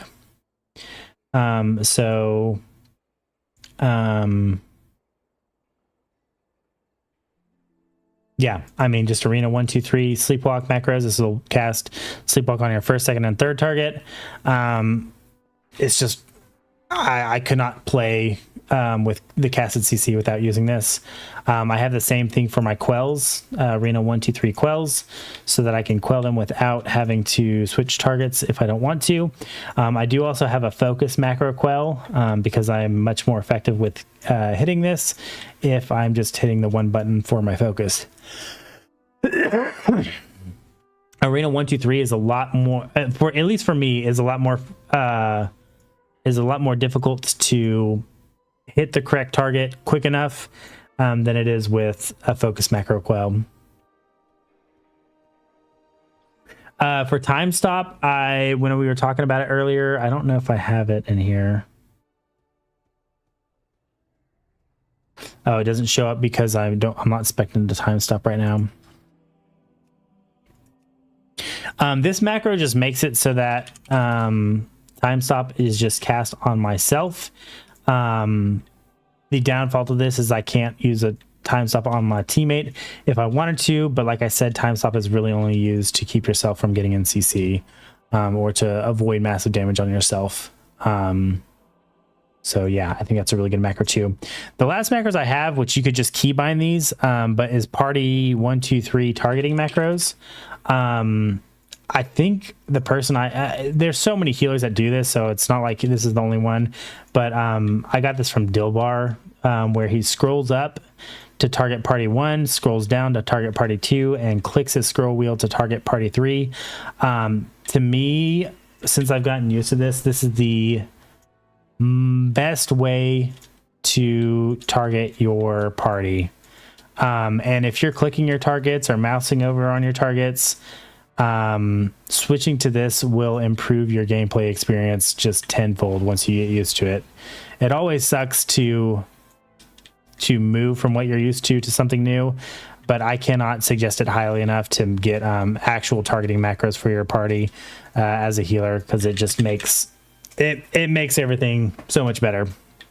But yeah, I think that is really it. I'm sorry that this was such a long guide.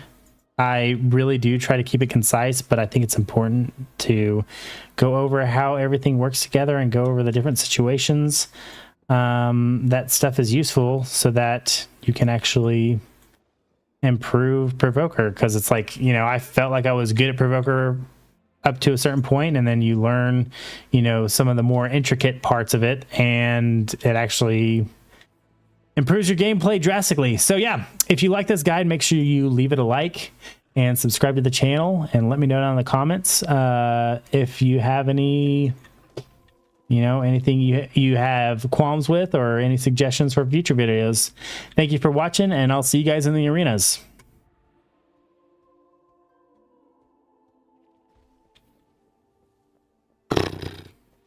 Guys, that was a fucking 2-hour video. Are you fucking kidding me, bro?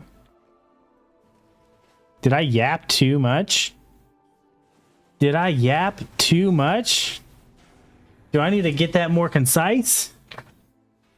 Only caught like the last 30 minutes. Dude, I'm fucking tired too.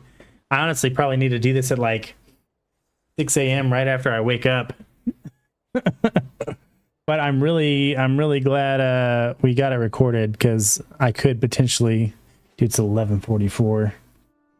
I would love to get this uploaded before tomorrow. I just don't know how. What does our dragon form look like? Let's go into our, let's see if we can get our, am I lagging? There you go. Okay, let's see if we can get our narcissist. Let's see if we can get the thumbnail made tonight. How about that? Let me see if I can rate somebody. Actually, I want to get the dude. Oh my god, I hate this add-on button. Am I crazy?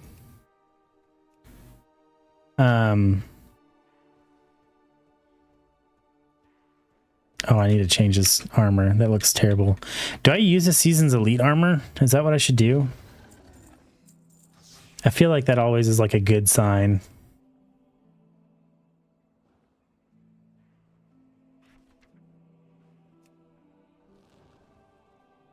That looks kind of cool. Probably won't have the staff out. Narcissist photo mode.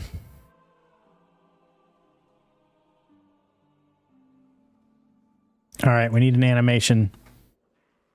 Phew. Do you have anything you disagree with me, Wolf? Because I know that you're a fucking absolute chat at Evoker.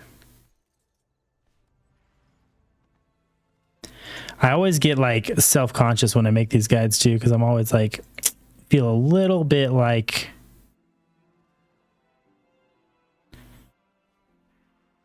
I don't know how to explain it. Like maybe I don't know enough to be trying to teach people.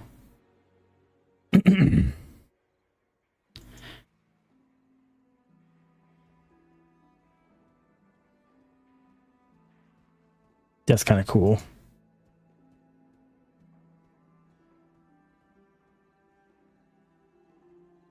That looks like devastation.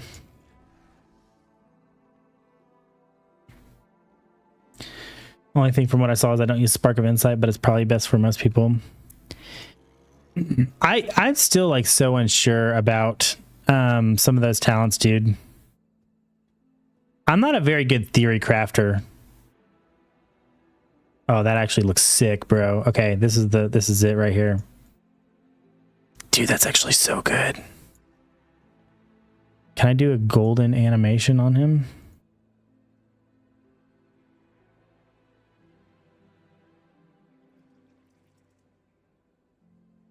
I want it in both hands, damn it.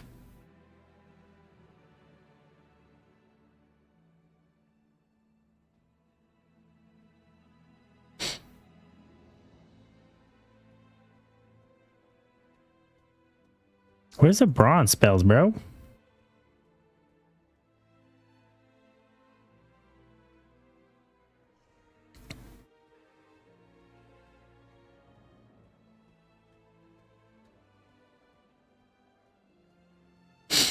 Nature. Light.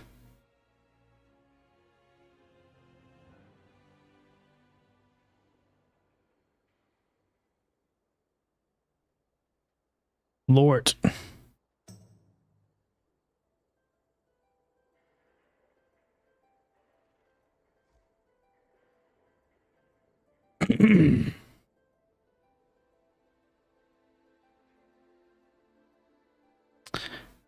Fire. I guess fire could work, huh? I don't know if I missed it, but did you show obsidian scales macro? What's the obsidian scales macro? Am I crazy? What is obsidian scales macro?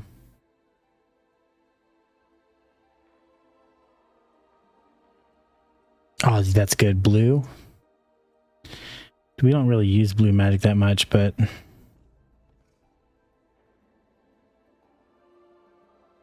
I'll post it one moment. Sweet.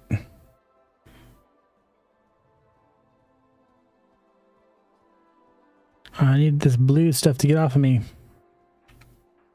Oh, damn it. Lost all that work.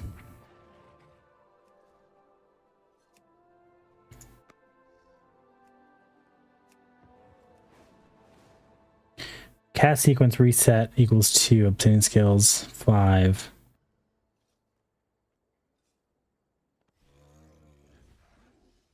It's so you can click it and not use both charges. What does that 5 mean? Is that like after 5 seconds it resets?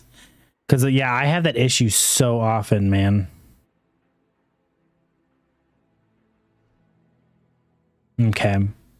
The problem is like, so you know what's funny is like against Frosty K's, I'll hit it when I know they're about to do a go, and then just like out of habit, I'll hit it before I like cast a Spirit Bloom or something like that. And so I don't even know if that would stop me from using my second one. But yeah, that's a good macro. I'll have to think about.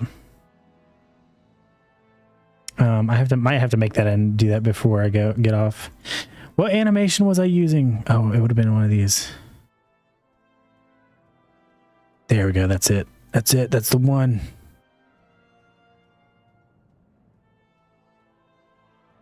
I need the wings out though. That's so good, dude. I love that shit. All right, animation. Let's try this one more time. Light. I feel like we use enough like bronze magic. I just kind of want to find something that's more bronze. Okay, that one's good. That one's good.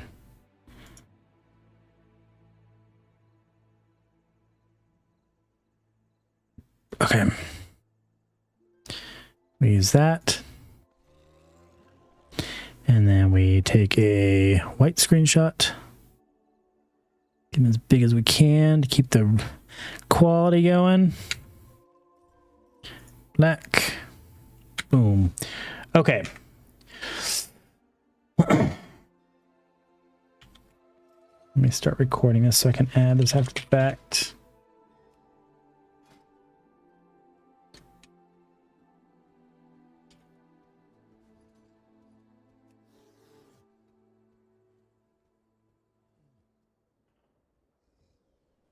Is it spelled correctly? Incorrectly? There you go.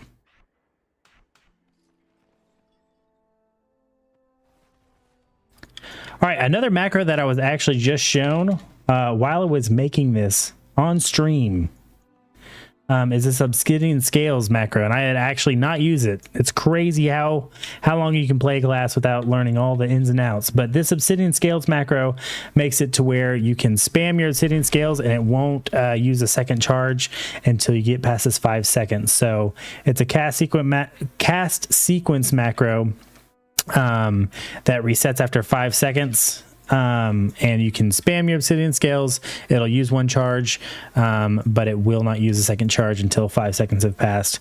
I would definitely suggest getting this as a probably a evoker of any level, because you're never really wanting to use both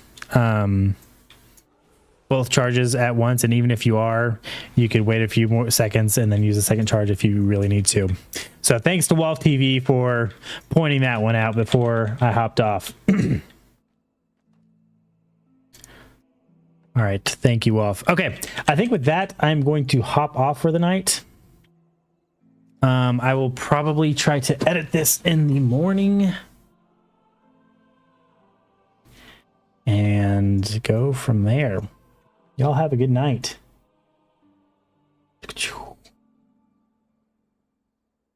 Let's see who's streaming real quick. Thanks, dude. Appreciate you coming in.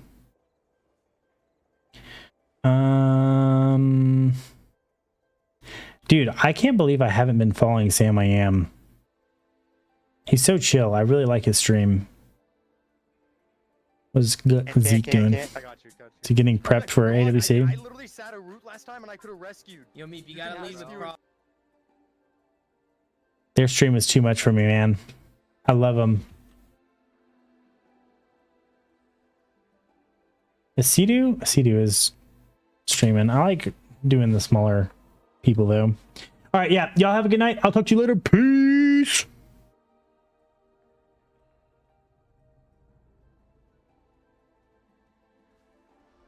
Chris might be ring it.